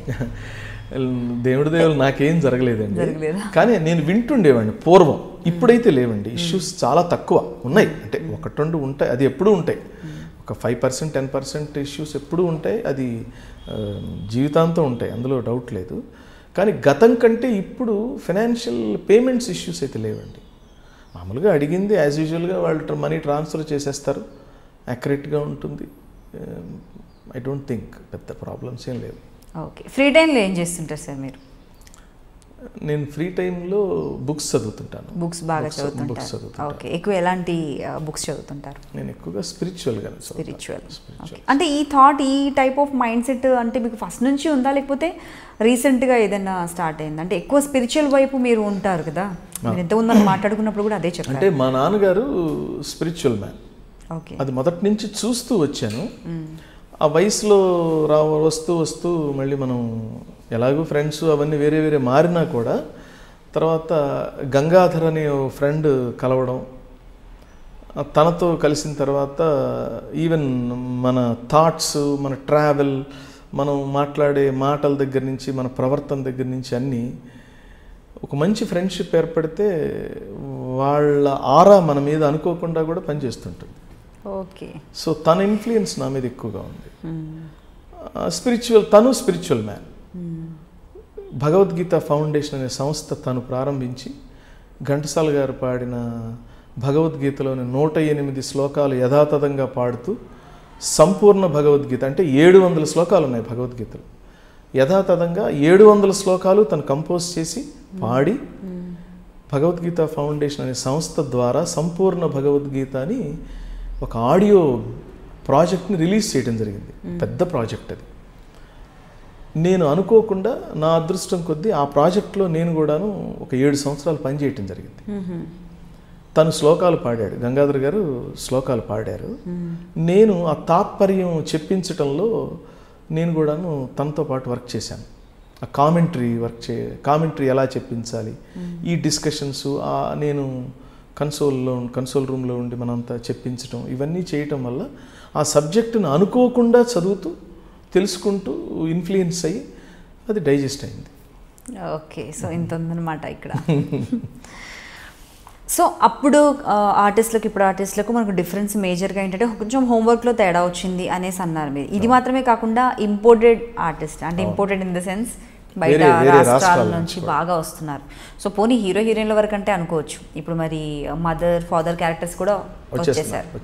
సో మరి దీని గురించి మీరేమంటారు? నేనేమంటానంటేనండి, అది అది అది కంప్లైంట్ ఉంది, నేను కాదన్ను. నేను ఇలాగే ఆఫ్ ద రికార్డ్ నా ఫ్రెండ్స్తో అంటే డైరెక్టర్స్ ప్రొడ్యూసర్స్తో అంటే వాళ్ళు ఏమన్నారు తెలుసా అండి, ఓకే రాజు గారు మీరు అన్నారు బాగుంది, సంతోషం, నాకు మంచి మదర్ క్యారెక్టర్ కావాలి, ఒక మంచి 4 ఫోటోలు చూపించండి నేను పెట్టేసుకుంటాను అని వాళ్ళు నన్ను అడిగితే నా దగ్గర ఆన్సర్ లేదు. అంటే ఎక్కువ మంది ఇప్పుడు ఈ ప్రజెంట్ మన తెలుగు వాళ్ళు పెద్దగా ఇంట్రెస్ట్ చూపించటం లేదేమో అనిపిస్తుంది నాకు. ఉన్నారు వెతికితే, అయితే వాళ్ళందరూ ఏంటంటే వెబ్ సిరీస్ వైపు ఫిలిమ్స్ వైపు వెళ్ళిపోయారు. సీరియల్స్ వైపు తక్కువగా వస్తున్నారేమో అనిపించింది నాకు. అంటే నేను కూడా అంత కాన్ఫిడెంట్గా లేను. నేను ఏమున్నా కూడా మన ఇంటి వాళ్ళని మన స్వరాష్ట్రం వాళ్ళని వాడుకుంటే మనకు ఒక ఆనందం ఉంటుంది డెఫినెట్గా కదా, అందులో డౌట్ లేదు, అందులో స్వార్థం లేదు, అందులో వేరే ఆలోచన కూడా లేదు, మంచి ఆలోచనే. కానీ వాళ్ళ కంప్లైంట్ ఏమిటంటే అలాంటి ఆర్టిస్టులు, మంచి ఆర్టిస్టులు నంబర్ ఆఫ్ ఆప్షన్స్ మాకు లేవు అంటున్నారు వాళ్ళు. మరి దీనికి నాకేమనిపిస్తుందంటే టీవీ ఆర్టిస్ట్ అసోసియేషన్ కానీ లేకపోతే కొన్ని ఈ ఏమంటారు ఈ ఆర్టిస్టులని సెలెక్ట్ చేసే ఏమంటారు వీళ్ళని ఏమనాలి, క్యాస్టింగ్ ఆ క్యాస్టింగ్ సంస్థలు అలాంటి ఏమన్నా ఉండి ఆడిషన్స్ కండక్ట్ చేసి ఎక్కువ ఆర్టిస్టులను మనం గ్యాదర్ చేసి ఒక ప్రొఫైల్ లాగా చేసి ఇండస్ట్రీకి ఇస్తే అప్పుడు వాళ్ళు నో అంటే అప్పుడు మనం అనాలి. కానీ ఇదేం జరగడం లేదని నా ఫీలింగ్. సో ఇండస్ట్రీలో పాలిటిక్స్ కూడా జనరలీ చాలా ఉంటాయని ఒక టాక్. లేడీస్కి సంబంధించి ఒక పాలిటిక్స్, జెంట్స్లో కూడా కొన్ని రకాల పాలిటిక్స్ ఉంటాయి. మీరు ఎప్పుడైనా ఫేస్ చేశారు? అంటే నేను ఎప్పుడు ఫేస్ చేయలేదు. కారణం ఏంటంటే ఎవరన్నా గొడవ పడుతుంటే నేను వెళ్ళి సర్ది చెప్తుంటాను కాబట్టి నాకు అలా అవకాశం వచ్చే లేదు. ఒకవేళ మరి మనం చెప్పినా వినే అవకాశంలో లేదు, అక్కడ పరిస్థితి లేదు అంటే ఆ సిచ్యువేషన్ నుంచి కాసేపు నేను బయటకు వస్తాను. ఎందుకంటేనండి ఇవన్నీ సిచ్యువేషనల్ ఎమోషన్స్ అండి. ఇప్పుడు మీరు నా మీద కోప్పడ్డా, నేను మీ మీద కోప్పడ్డా అది శాశ్వతం కాదు, స్థిరం కాదు. ఆ టైంలో ఎమోషన్ అంతే.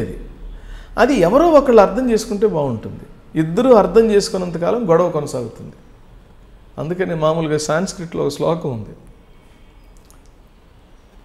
ఉత్తమస్య క్షణికం, మధ్యమస్య దివారాత్రం, అధమస్య మరణ పర్యంతం అని. ఉత్తముడికి కోపం క్షణమే ఉంటుంది, మధ్యముడికి ఒక దివారాత్రం అంటే ఒక పగలు ఒక రాత్రి ఉంటుంది, అధమస్య మరణ పర్యంతం అన్నాడు, చచ్చేంత వరకు ఉంటుంది అధముడికి అదే కోపం. వాడు ఇట్లా చూస్తుంటాడు విలన్లాగా, అదే షార్ట్ అయిపోయిన తర్వాత కూడా వాడు ఇలాగే పెడుతుంటాడు. సో వాడి క్యారెక్టర్ అది. ఆ క్యారెక్టర్ ఉన్నవాడి చుట్టూ ఉన్నవాళ్ళు నాశనం, వాడు నాశనం, ఆ ఉన్న లొకేషన్ కూడా నాశనం. కాబట్టి అందుకని అలాంటి వాళ్ళకి దూరంగా మనమన్నా ఉండాలి, లేకపోతే వాళ్ళని దూరంగా పెట్టడానికి ప్రయత్నించాలి. అంతేగాని అసలు ప్రధాన్ని ఒక ఇష్యూలాగా ఫీల్ అవ్వకూడదండి ఏది కూడా. నాకు తెలిసి ప్రతిదానికి మంచికి కానీ చెడుకు కానీ కారణం మన మనస్సే. నేను మిమ్మల్ని ఆలోచన విధానం అంతే అంతే నేను మిమ్మల్ని హాయిగా ఆనందంగా చూశాను అనుకోండి, ఆనందంగా ఉంటుంది. ఏంటి ఈవిడేంటి ఇందాక నుంచి ఈవిడ పెద్ద ఏదో పెద్ద ఇదిగా పెద్ద గ్రేట్ యాంకర్లా ఫీల్ అవుతుంది అని నేను ఇలా ఇలా ఇలా అనుకున్నాను అనుకోండి. మీరు ఏ క్వశ్చన్ ఇస్తున్నా అదేంటండి మీరు ఆ క్వశ్చన్ కరెక్ట్ కాదు, అది మీరు సరిగా అడగండి, అది స్ట్రైట్గా లేదు మీ క్వశ్చన్, ఇలా మాట్లాడచ్చు. ఇప్పుడు నేను అర్థం చేసుకుంటే గొడవ లేదుగా. ఇప్పుడు ఫైనల్గా మీరు అనుకున్నట్టు నేను అనుకున్నట్టుగా మీరు అడగకపోవచ్చు, కానీ మీరు అడిగే అంతరార్థం నాకు తెలిసినప్పుడు విధానం ఏదైతే ఎందుకు ఆ విధానాన్ని నేను ఎందుకు ఏలెత్తి చూపాలి, అక్కర్లేదు, టైం వేస్ట్. ఈ అండర్స్టాండింగ్ ఈ మీనింగ్ఫుల్గా మనం ప్రతి లైఫ్లో మన బంధువులను కానీ మన చుట్టూ ఉన్న స్నేహితులను కానీ మన కొలీగ్స్ని కానీ అర్థం చేసుకోగలిగితే అసలు గొడవలు ఉండవు. గొడవల వల్ల ప్రయోజనం లేదండి, బీపీ షుగర్ పెరగటం తప్ప నాకు తెలిసి. అర్థం చేసుకుంటే అంతే కదండి, అర్థం చేసుకుంటే ఆనందం ఉంది. అందుకని ఏమంటాడంటే మాటలు వాటర్ని ఫిల్టర్ చేస్తే ప్యూరిటీ వస్తుంది. ఎలా? ఒక ఫిల్టర్, రెండో ఫిల్టర్, మూడో ఫిల్టర్. వర్డ్స్ని వాటర్ని ఫిల్టర్ చేస్తే ప్యూరిటీ వస్తుంది, వర్డ్స్ని ఫిల్టర్ చేస్తే పొల్యూషన్ వస్తుంది. నేను చెప్పేది మీరు విన్నారు, మీరు విన్న ఆయన విన్నారు, ఆయన వెళ్తే నేను చెప్పిన మీనింగ్ ఎవరికి communicate as it is communicate అవ్వదు, అప్పుడు పొల్యూషనేగా. చలపతి రాజులో మాట్లాడతాడా, వాడికి ఎంత పొగరయ్యా అంటాడు, వాడు నిజంగా వీడు మాట్లాడి ఉండడు. సో మీనింగ్ఫుల్గా అందుకనే ఎప్పుడు కూడాను అసలు ఎందుకు ఎవరు చెప్పారు ఇది, అతను నా గురించి మంచిగా మాట్లాడతాడే, ఇలా అనే అవకాశం లేదే, అయినా సరే ఒక్కసారి అడుగుదాం, కాల్ చేసి తెలుసుకుందాం. కానీ ఇప్పుడు కాల్ చేసి తెలుసుకోవాల్సిన అవసరం ఉందా? ఎప్పుడన్నా కలిసినప్పుడు అడగచ్చు కదా, వదిలేద్దాం ఇలా 4 సార్లు మనం 4 స్టెప్పులు వేసుకుంటే అసలు మనకే కోపం పోతుంది. వెంటనే అడిగేస్తే ఉపద్రవం వస్తుంది. కాబట్టి అన్నాడు వాడే మూడ్లో ఉండన్నాడు, అది కూడా అర్థం చేసుకోవాలి కదా నువ్వు కూడా. మన వైపు నుంచే కాకుండా అపార్థం చేసుకోవడానికి ఎప్పుడు రెడీగా కాలు దూవుతుంటే నేనేం చేయగలను? అర్థం చేసుకోవడానికి ట్రై చేస్తే ఈ ప్రపంచంలో మనకి ఎవ్వడూ చెడ్డవాడు కనపడ్డండి. అందుకని భారతంలో చెప్తాడు, ధర్మరాజుకి చెడ్డవాడు కనపడలేదు, దుర్యోధనుడికి మంచివాడు కనపడలేదు. బాగుంది కాన్సెప్ట్ కూడా. సో మీరు చేసిన సీరియల్స్లో నెగిటివ్ షేడ్స్ ఉన్నాయి, పాజిటివ్ షేడ్స్ ఉన్నాయి మీరు చేసిన క్యారెక్టర్స్లో చూసుకుంటే. సో మీకు బాగా నచ్చిన క్యారెక్టర్ పాజిటివ్ షేడ్దా నెగిటివ్ షేడ్దా? అంటే నెగిటివ్ షేడ్స్ తొందరగా ప్రజల్లోకి వెళ్తాం, ఓకే తొందరగా వెళ్తాం. పాజిటివ్ ఏంటంటే నిజం నిలకడ మీద తెలుస్తుంది, ఇవన్నీ డైలాగులు ఉంటాయి కదా, పడుతుంది వాళ్ళకి నచ్చడానికి చాలా వెయిట్ చేయాలి. మీరు వెయిట్ చేస్తే డెఫినెట్గా ఉంటుంది. రెండు కష్టమేనండి చాలా. అయితే పాజిటివ్ క్యారెక్టర్ని మెప్పించడం చాలా కష్టం. నెగిటివ్ అన్నది ఒక 4 షార్ట్స్ ఒక సీన్లో మీరు ఎస్టాబ్లిష్ అయిపోతారు. పాజిటివ్ క్యారెక్టర్ ఏంటంటే కొంచెం టైం పడుతుంది. అఫ్ కోర్స్ అది క్యారెక్టర్ పరంగానే కాదు, మన లోకంలో కూడా అదే నిజం. సో మరి ఆ 2 షేడ్స్లో ఉన్న డైలాగ్స్ నాకు కావాలి, ఒకటి నెగిటివ్ ఒకటి పాజిటివ్. యాక్చువల్లీ ఫస్ట్ సాంగ్తోనే స్టార్ట్ చేద్దాం అనుకున్నాను నేను, కాకపోతే బాగా ఇన్వాల్వ్ అయిపోయారు అడిగిన క్వశ్చన్కి వచ్చిన ఆన్సర్తో, అందుకే సాంగ్ పక్కన పెట్టాను. So first positive versus negative? Positive బాగుంటుంది. పాజిటివ్ నేను మాధవరావు అనే క్యారెక్టర్ ఒకటి ఉంది, దేవతలో చేశాను నేను. ఓకే. అది పాజిటివ్గా నా కూతురుకి పెళ్లి చేద్దాం అనుకుంటాను, కానీ నా కూతురు వేరే వాళ్ళతో వెళ్ళిపోతుంది, నా కారు డ్రైవర్తోనే వెళ్ళిపోతుంది. అయినా సరే వీడికి అంగబలం అర్ధబలం 2 ఉన్నాయి. వాళ్ళతో వీళ్ళని పంపించేస్తాడు అన్ని ఏరియాలకి. లాస్ట్ సెకండ్ వరకు ఆ అమ్మాయిని వీడి మనుషులు తీసుకొస్తారని వీడికి నమ్మకం లేదు, అమ్మాయి వస్తుంది అంటాడు. ఈ నేపథ్యంలో అమ్మాయి వేరే వాడితో వెళ్ళిపోయింది అని ముహూర్తం టైం అవుతుంది, లాస్ట్ సెకండ్ వరకు ట్రై చేసినా వీడు ఫెయిల్ అయిపోతాడు. అమ్మాయి రాదు, అందరూ వెళ్ళిపోతారు. వెళ్ళిపోయిన తర్వాత వీడు ఏడవడు, వచ్చి అలా శూన్యంలో చూస్తూ కూర్చుంటాడు. ఇంటికి వస్తాడు, లైట్లన్నీ తీసేస్తాడు, లైట్లన్నీ తీసేసి ఇలా సోఫాలో కరెక్ట్గా ఇలాగే కూర్చుంటాడు. ఇతనికి ఒక పెద్దవాడైన ఒక బంధువు వచ్చి లైట్ వేస్తాడు. లైట్ వేసి నా పేరు మాధవరావు క్యారెక్టర్. ఆ సిచ్యువేషన్లో నేను అందుకనే ఒరే మాధవ అని పిలిచి, మాధవ అనగానే టక్కుమని ఇంత ఆప్యాయంగా నన్ను పిలిచేది ఆయనే తప్ప ఎవరు లేరని వెనక్కి తిరుగుతాడు. రండి బాబాయ్ రండి. ఒరే ఇంత జరిగినా కూడా నీకేం అనిపించట్లేదురా? అనిపించి చేయగలిగింది చేశాను బాబాయ్. ఇప్పుడు నేను అనుకున్నా కూడా ఏం చేయలేను. ఏం చెయ్యాలా అని ఆలోచిస్తున్నాను, ఆలోచన కూడా రావట్లేదు. అందుకే ఇలా కూర్చున్నాను. పర్వాలేదు బాబాయ్, ఒకసారి మనం అనుకున్నట్టుగానే జరగాలని లేదు, మనం అనుకోనిది కూడా జరుగుతుంది. కానీ నేను అనుకున్నదే జరుగుతుంది, నేను అనుకోనిది ఎప్పుడూ జరగదు అని గర్వంగా ఉండేవాడిని. ఫస్ట్ టైం కదా బాబాయ్, కొంచెం ఇబ్బందిగా ఉంది అంతే, పర్వాలేదు. నీకు 4 గంటలకు ట్రైన్ అనుకుంటాను.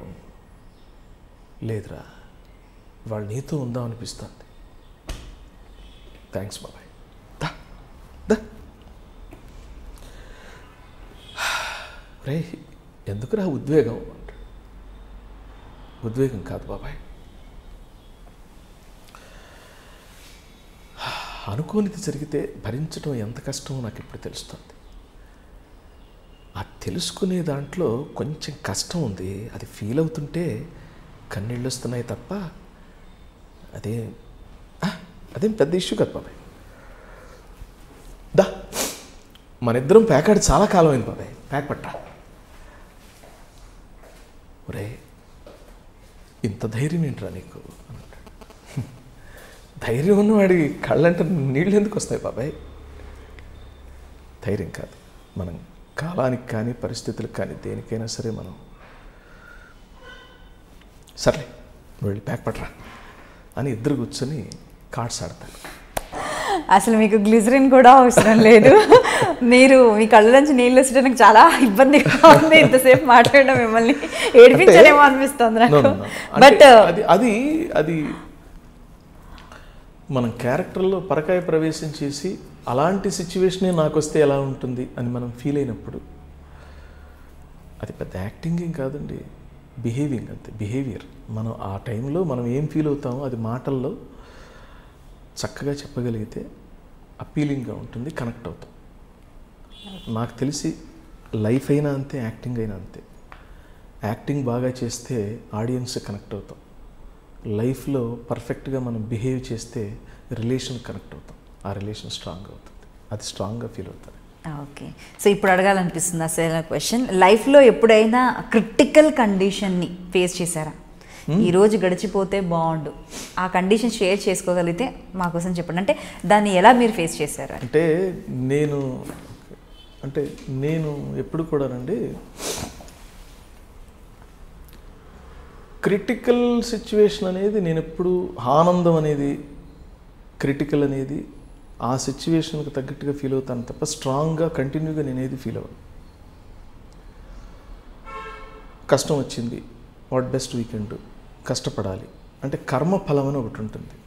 మన కర్మ ఖర్చు అయిపోవాలంటే మీరు బాధపడాల్సిందే. బాధ పెట్టడానికే ఆ సిచ్యువేషన్ పరమాత్మ మీకు అరేంజ్ చేస్తాడు. అరేంజ్ చేసినప్పుడు ఏడుపు వచ్చింది, ఏడ్ చేయండి, ఏం ప్రాబ్లం ఏమి ఉండదు, కంపలేం మనకు రిలీఫ్గా ఉంటుంది. టెన్షన్ పడతారు, టెన్షన్ పడితే ఏమవుతుంది, అనారోగ్యం. ఆ ఆరోగ్యాన్ని ఖర్చు చేయాలనుకుంటున్నాడు వాడు, కాబట్టి ఆ ఆరోగ్యం ఖర్చు అయిపోతే అనారోగ్యం ఉంటుంది. ఆ అనారోగ్యం ఫేస్ చేయడం వల్ల మీకు కొంత ఆయుక్షేమం జరుగుతుంది. అంటే వాడు ఒక 70 years మనకు ఒక లైఫ్ టైంని బాండ్ని క్రియేట్ చేశాడు అనుకోండి. మీరు ఇప్పుడు హెల్తీగా ఉన్నారు, చూస్తే మీరు 100 సంవత్సరాలు బతికేస్తారేమో అని డౌట్గా ఉన్నప్పుడు ఏం చేస్తాడంటే వాడు సిచ్యువేషన్ క్రియేట్ చేస్తాడు. అందులో నుంచి మీ దగ్గర 30 రూపాయలను తీసేసుకోవాలి వాడు, ఒక 30 yearsని పరమాత్మ తీసేసుకోవాలి. అందుకని ఇలాంటి సిచ్యువేషన్స్ క్రియేట్ చేసి అందులో నుంచి ఒక 6 months, 1 month, 1 year అది కూడా ఇచ్చేసేయాలి. మీరు వెంటనే ఆనందంగా ఇచ్చేయాలి. నేను ఎలా ఫీల్ అవుతానంటే, మీరు అప్పు తీరిస్తే ఎంత ఆనందపడతారు కదా. పరమాత్మ దేవుడు జన్మని మనకు అప్పుగా ఇచ్చాడు, ప్రాణాన్ని. మళ్ళీ తిరిగి ఆయనకి ప్రాణం ఇచ్చేయటం అంటే అప్పు తీర్చుకోవడమే. ఎంత హ్యాపీగా ఉండాలి మీరు. సో ఏ ప్రాబ్లం ఫేస్ చేశారు, బట్ అది పెద్ద ప్రాబ్లం మీకు ఎప్పుడు అనిపించలేదు? Problem is a problem, let it be a problem, okay. But don't feel it is a problem. Okay. So మరి హ్యాపీ మూమెంట్, లైఫ్ టైం గుర్తుండే హ్యాపీ మూమెంట్ అంటే బెస్ట్ కాంప్లిమెంట్ కావచ్చు, పురస్కారం కావచ్చు, ఫ్యామిలీ రిలేషన్లో కావచ్చు, మీకు బాగా గుర్తు అంటే హ్యాపీ మూమెంట్ అనగానే గుర్తొచ్చే మూమెంట్? హ్యాపీ మూమెంట్ అంటే నేను నటుడిగా నాకు నంది అవార్డు వచ్చినప్పుడు హ్యాపీగా ఫీల్ అయ్యాను. ఓకే. అదే చంద్రముఖి నారాయణ క్యారెక్టర్కి బెస్ట్ కమెడియన్ అవార్డు వచ్చింది. దానికి ముందు రుణానందలహరి అని ముళ్ళపూడి వెంకటరమణ గారి రచన, దూరదర్శన్కి 13 ఎపిసోడ్స్ చేసాం. అదొక సీరియల్. అశోక్ కుమార్ గారు తెలుసుగా మీకు, నారదుడి క్యారెక్టర్స్ వేస్తారు. నారదు క్యారెక్టర్ ఎక్కువ వేస్తారు. అశోక్ కుమార్ గారు డైరెక్టర్ దానికి. ఓ. నేనంటే చాలా అభిమానం, ఆయనకి చాలా ఇష్టం. చలపతి, నువ్వు తమ్ముడు ఒక్క సీన్ ఉంది, అది నువ్వు చేస్తే బాగుంది అనిపిస్తుంది, నువ్వు రాగలవా ఒక్క సీను? అప్పుడు నేను దేవుడి దయ వల్ల ఇంకా బిజీగా ఉన్న రోజులు, నేను ఒక 4 రోజుల తర్వాత అన్నయ్య నేను ఒక హాఫ్ డే ఇవ్వగలను, ఇఫ్ డోంట్ మైండ్, నా పరిస్థితి ఇలా ఉంది, నన్ను అపార్థం చేసుకోవద్దు, ఒక హాఫ్ డేనే ఇవ్వగలను. పర్వాలేదు తమ్ముడు, నువ్వు వచ్చేసి ఒక హాఫ్ డే చాలు నాకు, ఒకటే సీను, నేను సుబ్రాయ శర్మ గారు ఆ సీన్లో. తను నేనేదో ఫస్ట్ ఒక షార్ట్ చేయాలి, ఒక షార్ట్లో నేను ఇలా చూసి తొంగి చూసి డైలాగ్ చెప్పాలి. నేను చెప్పాను, బాగుంది అనిపించింది, కానీ తను ఆ క్యారెక్టర్ని ఎలా యాక్ట్, ఎందుకు తను యాక్టర్ కూడా కదా, తను ఒక డిజైన్ చేసుకున్నాడు, ఇలా చేస్తే బాగుంటుందని. తమ్ముడు నేను చెప్తాను, ఎలా చెప్తే అలా చెయ్యి, అసలు నువ్వు చెయ్యొద్దు, నువ్వేం అనుకోవద్దు అని. ఓ అలాగే, థ్యాంక్స్ అన్న. ఇంకా హ్యాపీగా. అందులో తను ఒక అద్భుతమైన నటుడు. ఇంకా ఆయన చెప్తున్నప్పుడు మనం దాని గురించి మళ్ళీ అసలు మనకెందుకు హోంవర్క్, అసలు చిరాకు, ఇంకా అసలు టెన్షనే లేదుగా. హ్యాపీగా స్పూన్ ఫీడింగ్ ఉంటే ఎంత బ్రహ్మాండంగా ఒళ్ళో కూర్చొని తింటాం.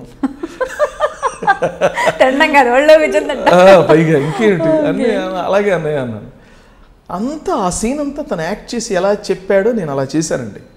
ఒకటే సీన్, దానికి ఫస్ట్ నంది అవార్డు వచ్చింది నాకు. అది రుణానందలహరి అని. అది చాలా గ్రేట్ అండ్ గొప్పగా. ఆ డైలాగ్ నాకు ఫ్రాంక్లీ స్పీకింగ్ గుర్తులేదు, యాక్చువల్గా గుర్తులేదు. ఒక చూస్తాడనమాట, ఇలా తొంగి హలో మున్సిపు గారు అంటుంటాడు. ఆ మున్సిపు గారిని పిలవడం అనమాట. అది చూసి మామూలుగా ఎవరన్నా అనిపిస్తారు, హలో మున్సిపు గారు ఏమన్నా నమస్కారం నమస్కారం అండి ఇలా అనాలి కదా, అలా కదా, వీడు ప్రతిదీ ఒక స్పెషల్ అనమాట.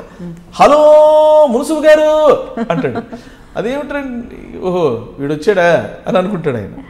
అది వీడు ఒక ప్రతి డైలాగు ఒక సపరేట్ గెస్చర్ అనమాట. అది that credit goes to Ashok Kumar గారు.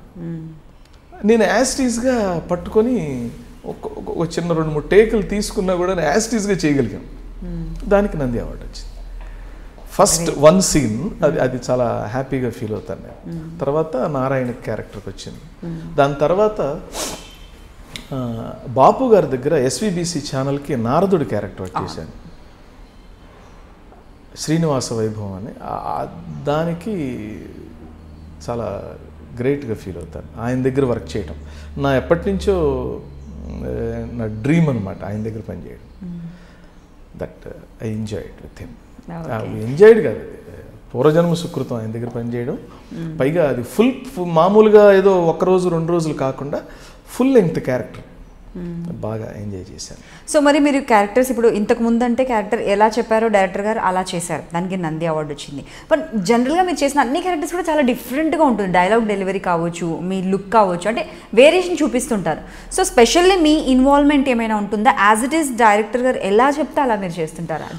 అంటే డైలీ సీరియల్స్లో ఫస్ట్ డిజైన్ చేసి మనం ఈ 4 వాల్స్ మధ్య ఏదైతే మాట్లాడుకుంటామో ఇక్కడ అన్నీ మాట్లాడుకుంటారండి. డైరెక్టర్ చాలా చెప్తాడు, రైటర్ బాగా చెప్తాడు, కో డైరెక్టర్ బాగా చెప్తాడు, అన్నీ బాగానే ఉంటాయి. కానీ వన్స్ సెట్ మీదకి వెళ్ళిన తర్వాత సీరియల్స్లో టైం ఉండదు. మనం 4 వాల్స్ మధ్య అక్కడ ఏం చెప్పాడో అది దాన్ని యాజ్టీజ్గా మనం పట్టుకొని ప్రామిసింగ్గా ఆయన థాట్స్ని మనం కరెక్ట్గా మనం కెమెరా ముందు కూడా ఎగ్జిబిట్ చేయగలిగితే ఇంకా అది అద్భుతం. అది అక్కడ చెప్పాడులే ఆయన, ఇంకేముంది ఇక్కడ, అది మనం యాజ్టీజ్గా పట్టుకోలేకపోతే ఇబ్బంది. అది ఆ క్యారెక్టరైజేషన్ రాదు మనకి, అక్కడ ఫెయిల్ అవుతాం. అంటే ఫెయిల్ అవ్వడం అంటే డైలీ సీరియల్లో ఏముందండి, ఇప్పుడు ప్రతిరోజు డైలీ పేపర్ లాగా వస్తుంది అది, నువ్వు చదివినా చదవకపోయినా వాడు వేస్తాడు. కానీ ఒక సండే ఎడిషన్కి ఒక ప్రత్యేకత ఉంటుంది కదా. మనం ప్రతిరోజు సండే ఎడిషన్ లాగా మనం చేయగలిగితే there you are. Okay, so ఖచ్చితంగా మన హార్డ్ వర్క్ అయితే ఉండాలి. ఎవ్రీడే హార్డ్ వర్క్, ఇన్వాల్వ్మెంట్, పట్టుకోవటం, దాన్ని డైరెక్టర్ ఏం చెప్పాడో అతని ఆత్మ ఒకటి ఉంటుంది. డైరెక్టర్ ఒక సోల్తో దాన్ని క్యారెక్టర్ని అనుకుంటాడు. ఆ అనుకున్నది ఆయనతో మనం కాసేపు మనం టైం లేదను కాదు, ఆ డైరెక్టర్ కూడా బిజీగా ఉంటాడు. సీరియల్ ముందు చాలా బిజీగా ఉంటాడు డైరెక్టర్. అయినా సరే డైరెక్టర్ దగ్గర టైం తీసుకొని ఆయనతో కాసేపు మనం స్పెండ్ చేస్తే ఆయన అనుకున్నది మనకి యాజ్ ఇట్ ఈస్గా చెప్తాడు. దాన్ని పట్టుకోగలగాలి, పని అయిపోతుంది. ఇప్పుడు వాళ్ళలో ఉందా అండి అంత డిటర్మినేషన్, అంత డెడికేషన్, అంత హార్డ్ వర్క్ కావచ్చు, వర్క్ ఇప్పటి ఆర్టిస్టులకు ఉందంటారా? ఆర్టిస్టులకు అదేనండి, నేను చాలా తక్కువ మందికి ఉంది.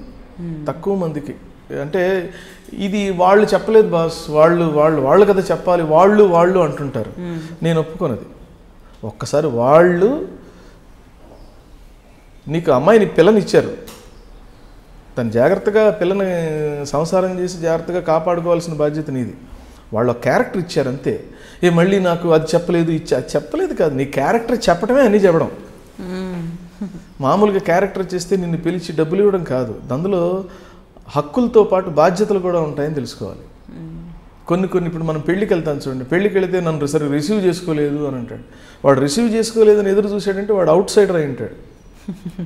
ఇప్పుడు మన వాళ్ళని అవుట్ సైడ్ మనం రిసీవ్ చేసుకోవడం కాదు, మనం వెళ్ళి వాడి దాంట్లో బాధ్యతల్లో మనం పాలు పంచుకోవాలి. అప్పుడు నువ్వు రిలేషన్ అవుతావు. అది మన వాళ్ళు ఒక క్యారెక్టర్ ఇస్తే ఆ క్యారెక్టర్ కోసం వర్క్ చేయడం కానీ, దాని గురించి తెలుసుకోవడం కానీ, పోనీ మనమన్నా దాని గురించి వర్క్ చేసుకుందాం, లేకపోతే రెఫరెన్స్లు చూసుకుందాం, కొంచెం కష్టపడదాం అనేది తక్కువ మందికి ఉంది. ఇప్పుడు కష్టపడిన వాళ్ళు ఎలాగో నిలబడ్డారు, ఇది మీరు చూస్తున్నారా, ప్రజలు చూస్తున్నారు. సో సీరియల్స్లో ఓన్లీ తెలుగు మాత్రమే చేశారండి, ఇంకా అదర్ లాంగ్వేజెస్ ఏమైనా? అదర్ లాంగ్వేజ్ నేనేం చేయలేదు. ఏమీ చేయలేదు. అదే అంటే ఆపర్చునిటీ రాలేదా, లేకపోతే మీరు చేయొద్దు అనుకున్నా? అంటే నన్ను పిలిచారండి, తమిళ్కి పిలిచారు. కానీ నేను నాకేంటంటే పర్ఫెక్షన్ లేకపోతే, నా కాన్ఫిడెన్స్ లేకపోతే నేను చేయను. నేను అసలు ఏదైనా చేయను.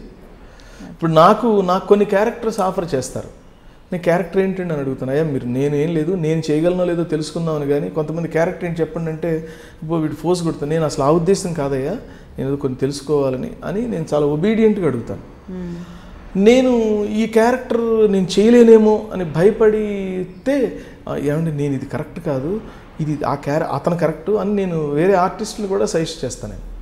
నేను మ్యాచ్ కాకపోతే నేను చేయలేను, అది నేను చెయ్యను. ఎందుకంటే చేసి అభాస్ పాలు కాకూడదు. అదొక పెద్ద ఒక డ్రీమ్, ఒక క్రియేషన్ కదా. ఆ క్రియేషన్ మనం నిలబెట్టకపోతే చాలా తప్పు చేసిన వాళ్ళం. అది నష్టం లేదు, ఇంకో ఆపర్చునిటీ వస్తుంది. వచ్చింది కదా అని ఆబగా చేసేయకూడదు. వాళ్ళు పెడుతున్నారు కదా అని తినేయటం కాదు, మన పొట్టకి అది ఎప్పుడు గుర్తుపెట్టుకో. ఓకే, సో మరి యాక్టింగ్ స్కిల్స్ అనేవి ఎంతవరకు యూస్ఫుల్గా ఉంటాయి? అంటే ఎవరైతే బాగా సక్సెస్గా ఉన్నారో, లేదంటే మంచి క్యారెక్టర్స్ని పండించి పేర్లు తెచ్చుకున్నారో, అందరూ కూడా యాక్టింగ్ నేర్చుకున్న వాళ్ళు కాదు. బట్ స్టిల్ యాక్టింగ్ స్కిల్స్ అనేవి ఎంతవరకు ఉపయోగపడతాయి? ఒకరు ఆర్టిస్ట్గా రావాలి అంటే బేసిక్గా ఉండాల్సిన స్కిల్స్ ఏంటి? బేసిక్గా నుండి అబ్జర్వేషన్ కావాలి, నెంబర్ 1.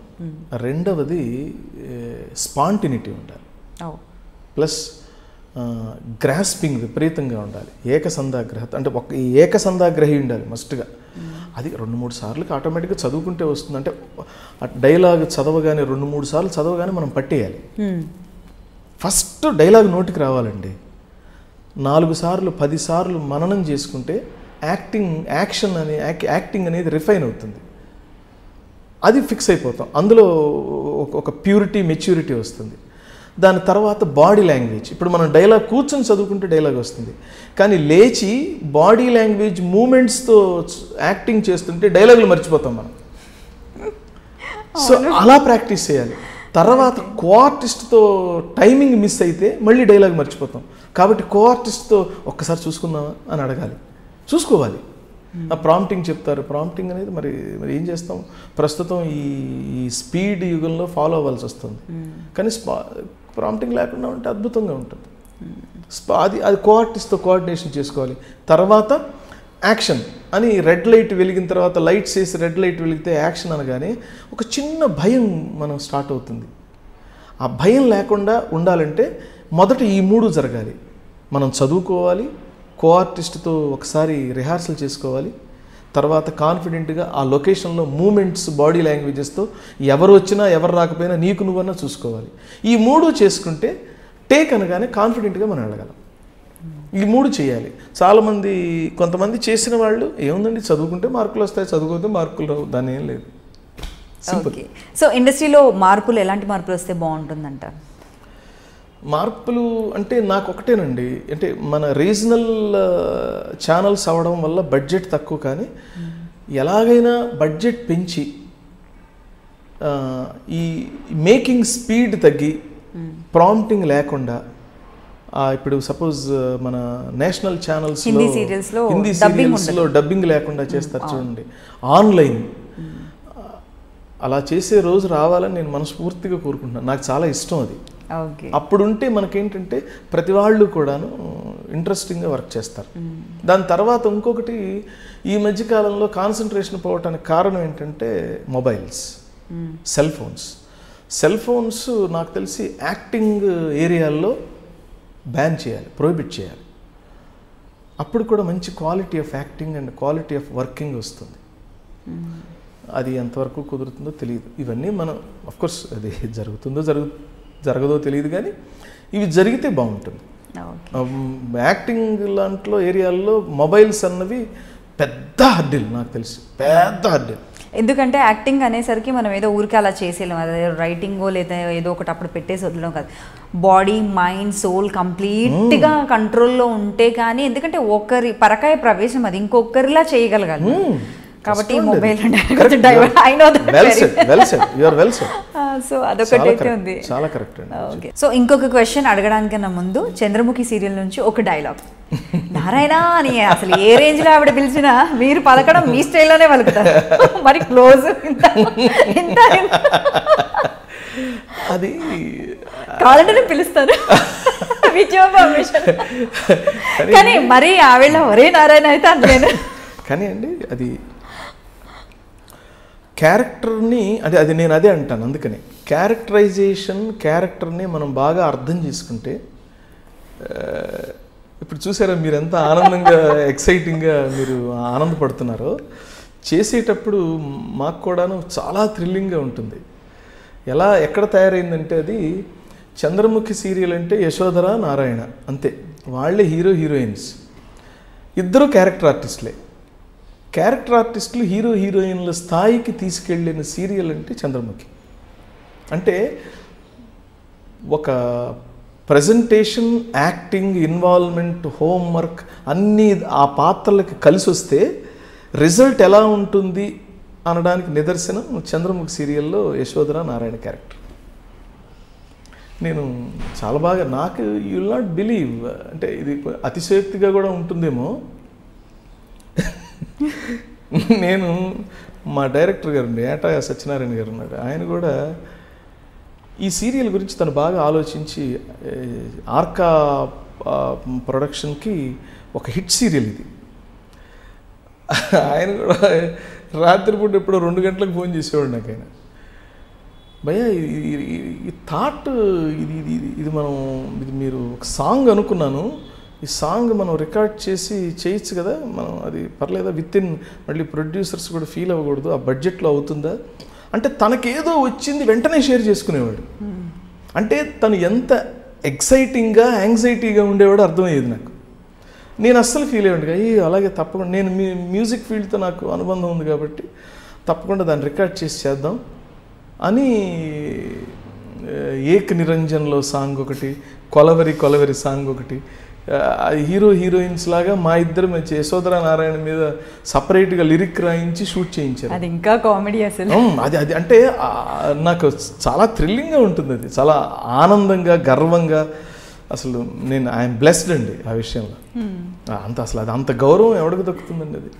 అది ఆ సంస్థ వాళ్ళు ఎంకరేజ్ చేశారు. అప్పుడు ఎగ్జిక్యూటివ్ ప్రొడ్యూసర్ సురేంద్ర గారు ఉండేవారు. సురేంద్ర గారు స్క్రీన్ ప్లే డిస్కషన్లో కూర్చునేవారు. అది హీరో హీరోయిన్ ఇలా ఉంటుంది సార్, ఇది ఇలాగా అది ఇది అని చెప్పేవాడు. అప్పుడు నారాయణ ఎక్కడుంటాడు అనేవాడు. సార్ నారాయణ ఎక్కడెందుకు ఉంటాడు సార్ అంటే, ఉంటాడండి, నారాయణ ఎక్కడో చోటు పెట్టండి. ఆయన అదిగా సార్ అసలు అక్కడ వస్తాడండి నారాయణ, ఎక్కడికైనా వస్తాడు, నారాయణ పెట్టండి అని. అంటే ఆయనకి అంత ఇంట్రెస్ట్ సురేంద్ర గారికి ఆ నారాయణ క్యారెక్టర్ అంటే. వీళ్ళు వేరే క్యారెక్టర్లు ఎక్కడున్నా ఊరికే వినాలని వినేవాడు, కానీ ఈయన ఫేవరెట్ క్యారెక్టర్ నారాయణ, నారాయణ ఎక్కడ ఉంటాడు అప్పుడు అనేవాడు. అలాంటి ప్రొడక్షన్ హౌస్లో ఉన్న పెద్దవాళ్ళకు కూడా ఇష్టమైన క్యారెక్టర్ అది. ఈవెన్ ఈటీవీలో కూడా ఛానల్ వాళ్ళు కూడాను మా ఇద్దరి మధ్య ప్రోమోస్ ఎక్కువగా కట్ చేసి పంపించమనేవాళ్ళు. సో అది అప్పీలింగ్గా ఇంట్రెస్టింగ్గా ఉండేది. గట్టిగా మాట్లాడితే ఆ రోజుల్లో అది జబర్దస్త్ లాంటి serial, crazy serial. Yes, crazy serial. అప్పుడు ఆవిడ ఫోన్ చేస్తుంది నాకు, రే నారాయణ ఎక్కడ తెచ్చావు? వాడెక్కడో ఒక చిన్న ఒక అడవి లాంటి ప్రదేశంలో కూర్చుంటాడు. ఎందుకు? ఈవిడ్ని చంపటానికి ఎవరో వస్తున్నారు, వాళ్ళు కానీ వచ్చారంటే ఈవిడితో పాటు మనల్ని కూడా చంపేస్తారని వీడికి భయం. అందుకని వీడు ఎక్కడో పోయి దాక్కున్నాడు. రే నారాయణ ఎక్కడ తెచ్చావు అంటే, ఎక్కడున్నానో నాకు కూడా తెలియదండి, కానీ ఉన్నాను. మీ దగ్గరికి ఎవరన్నా వచ్చారండి? వాళ్ళు కానీ వస్తే నేను కూడా ఉంటానో పోతానో నాకు కూడా తెలియదండి. అయినా ఇప్పుడు నాతో ఏం పనుంది చెప్పండి. కానీ ఒక్క విషయం చెప్పనా మేడం మీకు, అసలు లైఫ్ అంటేనండి చాలా కష్టం అండి. మీకు దండం పెడతాను, నాకు మళ్ళీ ఫోన్ చేయవాకండి. మీ ఫోన్లో ఆ నంబర్ చూసి మళ్ళీ నా నంబర్కి ఫోన్ చేసి మీ రహస్యాలు నన్ను అడిగి నా ప్రాణం తీసేస్తే నేను చచ్చిపోతాను. మీరు ఫోన్ పెట్టండి, ముందు ఫోన్ పెట్టండి అర్జెంట్గా. అంటే ఇన్ని ఎమోషన్స్ ఉంటాయి అన్నమాట అందులో. ముందేమో అమాయకంగా ఎక్కడున్నానో నాకే తెలియదండి అన్నాడు, మళ్ళీ చెప్పాడు, మళ్ళీ ఇటు చచ్చిపోతాడు అన్నాడు, ఫోన్ పెట్టాడు అన్నాడు. అసలు అన్ని ఎమోషన్స్ చేంజ్ ఓవర్స్ ఉండటం వల్ల ఆ సిచ్యువేషన్లో అది ఇంతే, అది అపీలింగ్గా వెళ్ళిపోయేది. ఇంకా అలాంటి కోకొల్లలండి అందులో, అవును, ఎన్ని డైలాగులు అసలు. మరి మీకు ఇంత ఎక్స్పీరియన్స్ ఉంది కదా వర్క్లో, డైరెక్షన్ వైపు ప్రొడ్యూసర్గా మీరు రావాలని అనుకుంటున్నారా? చేశారా? అసలు అనుకోవట్లేదా? లేదండి. డైరెక్షన్ అనేది అంటే మనం అదే ఆర్టిస్టులు చాలామందికి కొంత ఎక్స్పీరియన్స్ వచ్చిన తర్వాత మనం చేసేయటం ఈజీ అనుకుంటాం. డైరెక్షన్ అనేది ఒక పెద్ద టాస్క్. అది మనం చూడటానికి ఈజీ ఉంటుంది కానీ చేసేటప్పుడు తెలుస్తుంది అది ఎంత కష్టం. కాకపోతే మన అనుభవం అనేది మన క్యారెక్టర్స్ డెవలప్ చేసుకోవడానికి, మనం ఉన్న ఇండస్ట్రీని బాగా కాపాడటానికి, పెంచి పెద్ద చేసుకోవడానికి ఉపయోగపడుతుంది తప్ప అది అందరూ డైరెక్టర్స్ అంటే నేను అదే అంటున్నాను, డైరెక్షన్ చేయటం పెద్ద కష్టం కాదు, కానీ సక్సెస్ఫుల్ డైరెక్టర్ అవ్వటం కష్టం. ఓకే, అది అందుకే నేను సక్సెస్ఫుల్ డైరెక్టర్ని అవ్వాలంటే కొంచెం కష్టం. ఎందుకు మనం హాయిగా యాక్టింగ్ చేసుకోక. ఓకే, సరే. మీరు ఒక సింగర్ కూడా అయితే మరి మీ సింగింగ్ ట్రిక్స్ లేదంటే మీ సింగింగ్ స్కిల్స్ని ఇప్పటికీ కూడా ఆచరణలో పెడుతున్నారా? పాడుతుంటారా? అప్పుడప్పుడు పాడుతుంటారు. మరి మాకోసం ఒక మంచి మధురమైన గీతం, ప్రేమ గీతమా, ఏం పాడతారు? అలాగే, తప్పకుండా. మీకు నచ్చే పాట? ఇందులో ఏకవీర అనే సినిమాలో, పాత సినిమా, ఇక్కడ మీకు ఒక మంచి మాట చెప్పాలి. మాట చెప్పలేనంత పవర్, ఎంత ఒక పవర్ఫుల్గా చెప్పాలంటే మాటల రూపంలో చెప్పలేకపోయాం అనుకోండి, పాటల రూపంలో చెప్పచ్చు. పాట కూడా సరిపోలేదనుకోండి, పద్యం రూపంలో చెప్పచ్చు. అంటే కొన్ని మనం పాట, అందుకనే ప్రేమనంతా వీడు ఐ లవ్ యూ అంటాడు, నేను నీకోసమే పుట్టానంటాడు, నువ్వు లేకపోతే నాకు పొద్దే గడవదు అంటాడు. ఇవన్నీ అయిపోయిన తర్వాత కూడా ఒక మంచి సాంగ్తో ప్రజెంట్ చేస్తాడు వాడి ప్రేమనంతా. అప్పుడు హీరోయిన్కి అరే నా మీద ఇంత ప్రేమ ఉందా, తనకి ఇంత ప్రేమ పడుతున్నాడా అని రియలైజ్ అయ్యి అప్పటి నుంచి నిజంగా కనెక్ట్ అవ్వడం స్టార్ట్ అవుతుంది. పాటకున్న పవర్ అది. సో సినిమాల్లో అందుకనే పాటలు రైటర్లు ఏం చేస్తారంటే డైలాగులు చెప్పి ఒక హాఫ్ అన్ అవర్ అవగానే ఒక సాంగ్ పెడతారు. అంటే ఇక లవ్ పరిచయం వల్ల రియల్ లవ్గా ట్రాన్స్ఫార్మ్ కాబోతోంది అనుకున్నప్పుడు సాంగ్ పెడతారు. సో అదే సింబాలిక్. సో అలాంటి ఏకవీరలో ఒక మంచి పద్యం లాంటి పాట, అది పాట కాదు, కానీ పద్యం లాంటి పాట అన్నమాట. ఏ పారిజాతములీయగలను సఖీ, గిరిమల్లికలు తప్ప గరిక పూలు తప్ప, ఏ కానుకలను అందించగలను చెలి, గుండెలోతుల దాచుకున్న వలపులు తప్ప. జగతిపై నడయాడు చెంచలా మల్లిక, తరుణి ఆకృతి దాల్చు శరదిందు చంద్రిక, శరదిందు చంద్రిక. కలువ పూల చెంత చేరి కైమోడుపు సేతును, నా కలికి మిన్న కన్నులలో కలకలమని విరియాలని. ఈ పాట అయిపోయిన తర్వాత లాస్ట్లో నువ్వు లేకపోతే నాకు జీవితమే లేదు అని ప్రజెంట్ చేస్తాడు. ఇంకో 4 లైన్స్. నీవు లేని తొలి రాతిరి,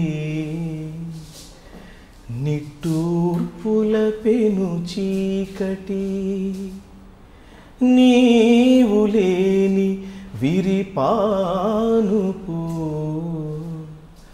నిప్పులు చెరిగే కుంపటి, విరులెందుకు సిరులెందుకు, మనసు లేక మరులెందుకు, తనువెందుకు తలపెందుకు, నీవు లేక నేనెందుకు,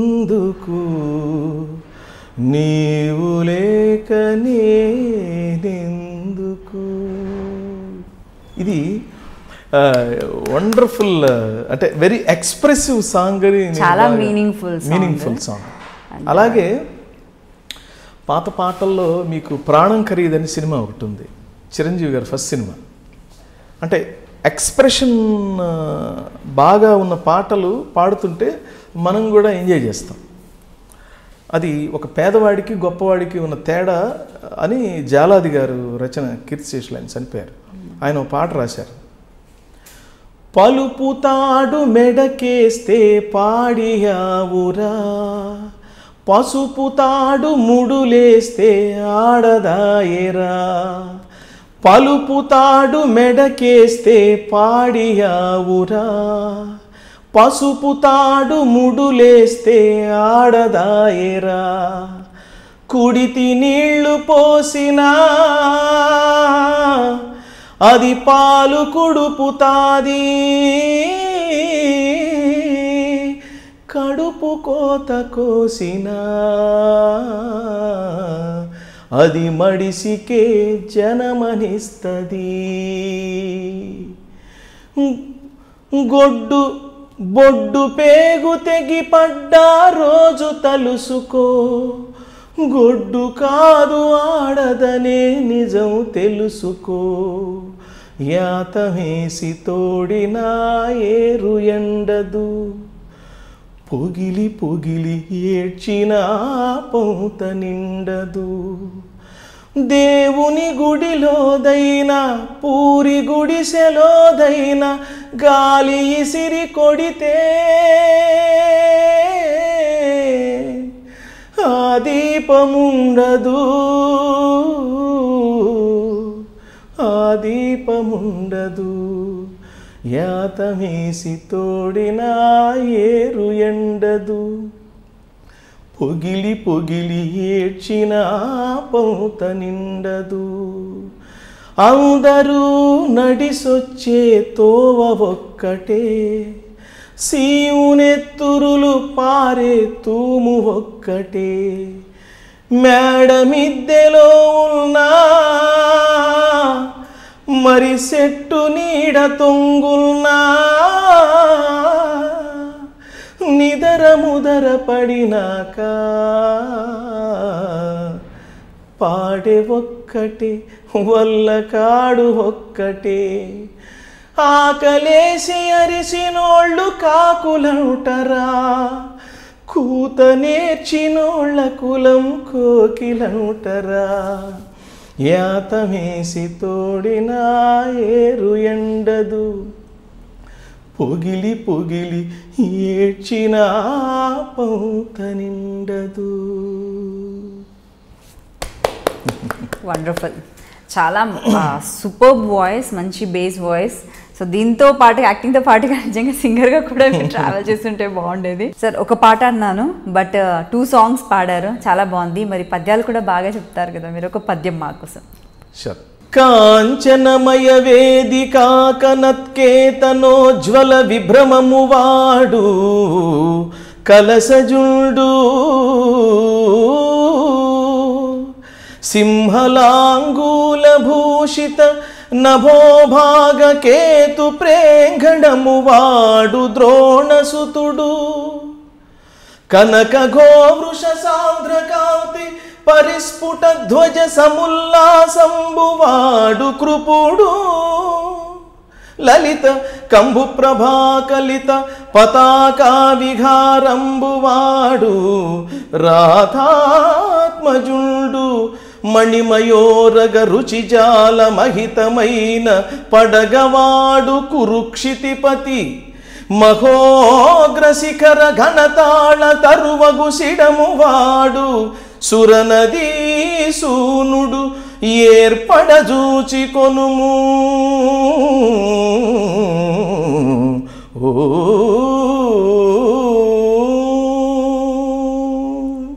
వావ్, నైస్. సో ఇంకొక డౌట్ ఏంటంటే నాకు, స్పెషల్లీ మూవీస్ వైపు ఎందుకు మీరు ఎక్కువగా చేయలేదు అంటే ఫస్ట్ నేను అడిగాను, అంటే హీరోగా అడిగింది. సో ఇంత మంచి క్యారెక్టర్ ఆర్టిస్ట్గా, మీరు క్యారెక్టర్ ఆర్టిస్ట్గా కాదు, హీరో హీరోయిన్కి ఉన్నంత క్రేజ్ ఉండే రేంజ్లో మనకు చంద్రముఖి సీరియల్లో మీరు అలా దూసుకెళ్ళిపోయారు. అలాంటప్పుడు ఇప్పటికీ అంతే, ఏ క్యారెక్టర్ వచ్చినా కూడా అంటే నేను ఇప్పుడు సీరియస్గా ట్రై చేస్తున్నాను. I'm on the trials. అదృష్టం మన డెస్టినీ కూడా అదే అయితే డెఫినెట్గా నేను సక్సెస్ అవుతాను అనుకుంటున్నాను. I'm trying. నేను ఆపర్చునిటీస్ కోసం మంచి క్యారెక్టర్స్, మంచి డైరెక్టర్స్ ఎవరైనా మనల్ని ఎంకరేజ్ చేస్తే అది. సో భగవద్గీత ఫౌండేషన్ కూడా ఉంది కదా, అందులో మీరు one of the member. So మెయిన్గా ఏమేమి చేస్తుంటారు ఈ ఫౌండేషన్ త్రూలో? మాది స్పిరిచువల్ అండ్ మాది పర్టికులర్గా స్పిరిచువల్ ఆర్గనైజేషన్, సోషల్ ఆర్గనైజేషన్, అంటే సర్వీస్ ఓరియంటెడ్ కూడా. మా ఉద్దేశం ఏంటంటే భగవద్గీతని ప్రచారం చేయాలని మా సంకల్పం. ఏంటంటే ఒక సెల్ ఫోన్కి మాన్యువల్ ఎంత అవసరమో ఒక మనిషికి భగవద్గీత అనే మాన్యువల్ అంత అవసరం అని మా ఉద్దేశం. మాన్యువల్ చదువుకుంటే సెల్ ఫోన్ని బాగా ఆపరేట్ చేయగలం. మాన్యువల్ చదవని వాళ్ళు కూడా సెల్ ఫోన్ ఆపరేట్ చేస్తారు, వాళ్ళ అవసరాల వరకు సరిపోతుంది. కానీ ఎక్స్పర్ట్స్ ఉంటారు, వాళ్ళు మాన్యువల్ మొత్తం మొదటి నుంచి చివరి దాకా చదివి 100% అందులో రిపైర్స్, అందులో ఇన్ అండ్ అవుట్స్, ప్రాబ్లమ్స్ అన్నీ సాల్వ్ చేయగలుగుతారు. అంటే వాళ్ళు ఎక్స్పర్ట్ అనమాట. వాళ్ళు ఎక్కడ తీసుకెళ్ళి సార్ ఇది ప్రాబ్లం ఉందంటే టక్మని తీసి ఏదో ఓపెన్ చేసో, లేకపోతే ఏదో అప్లికేషన్స్ ఏదో ఇన్పుట్ చేసో ఏదో చేసి మీకు సాల్వ్ చేసి ఇచ్చేస్తారు. అది ఎలాగో భగవద్గీత అనేది మనం ఒక పరిపూర్ణమైన ఒక గొప్ప మానవుడిగా మనం ఐడెంటిఫై అవుతూ సమాజంలో ఉంటూ సమాజానికి ఉపయోగపడుతూ మనం ముందుకెళ్ళాలి అంటే ఈ భగవద్గీత అనేది చదువుకోవటం చాలా అవసరం, చదివి ఉండటం చాలా అవసరమని మేము భావించి ఫౌండేషన్ స్థాపించి దాని ప్రచారం కోసం మేము కృషి చేస్తున్నాం. చాలామంది ఏమనుకుంటారంటే భగవద్గీత రిటైర్మెంట్ సబ్జెక్ట్ అనుకుంటారు. అన్ని రిటైర్ అయిన తర్వాత ఏదో ఒక వ్యాసపీఠం పెట్టుకొని ఇలాగా పైన పుస్తకం పెట్టుకొని చదువుకుందాం అనుకుంటారు. అది కాదు. భగవద్గీత అనేది అకాడమిక్ సబ్జెక్ట్. చిన్నప్పటి నుంచే భగవద్గీత తెలిస్తే ఇది చెయ్యకూడదు అని తెలుస్తుంది, ఏది చెయ్యాలో ఏది చెయ్యకూడదో క్లియర్గా భగవద్గీతలో ఉంది. అది మొదటి నుంచి మనం చదువుకుంటూ ఉంటే మనం పెద్ద అయిన తర్వాత మనం మన లైఫ్లోకి ఎక్స్పీరియన్స్ అవుతున్నప్పుడు వెంటనే భగవద్గీత గుర్తొచ్చి ఓ ఇది చేయకూడదు, ఇది చెయ్యాలి అనేది మనం సన్మార్గంలో నడవడానికి ఈ భగవద్గీత అనేది చదువుకొని ఉంటే అది ఒక మాన్యువల్ లాగా ఉపయోగపడి మనం పర్ఫెక్ట్ మ్యాన్ లాగా సొసైటీలో మనం నడవడానికి, మన చుట్టూ వాళ్ళని తయారు చేయడానికి, సొసైటీని కూడా పర్ఫెక్ట్గా తయారు చేయడానికి ఉపయోగపడుతుందని అది చాలామంది పెద్దవాళ్ళు చెప్పారు. అది విన్నది మేము విని మా ఫౌండేషన్ ద్వారా అది మేము ఇంప్లిమెంట్ చేయడానికి ప్రయత్నం చేస్తున్నాం. Okay sir. సో మూవీస్లో కూడా ఇప్పుడు ట్రై చేస్తున్నానని చెప్పారు. మూవీస్లో కూడా ఇంకా మంచి మంచి క్యారెక్టర్స్, బోల్డ్ అని క్యారెక్టర్స్ చేయాలని, సీరియల్స్లో కూడా మంచి మంచి ఎంటర్టైనింగ్ క్యారెక్టర్స్ని చేయాలని, ఇంకా కూడా ఆడియన్స్కి దగ్గర అవ్వాలని మనస్ఫూర్తిగా కోరుకుంటున్నాను. Thank you so much. Thank you very much. Thank you. నేను మీ Chalapathi Raju. Watch my exclusive interview with Anitha only on iDream. For more videos, please subscribe iDream. This is Lavan Tripathi. నేను మీ Sai Dharam Tej. This is Niharika Konidala. Please subscribe to iDream Media. Please subscribe iDream Media. Do subscribe to iDream. Subscribe to iDream Media. Please subscribe iDream. Do subscribe to iDream Media. Don't forget to subscribe. Click on the button below. Please do subscribe to iDream. Don't forget to subscribe to iDream. Please subscribe to iDream Media.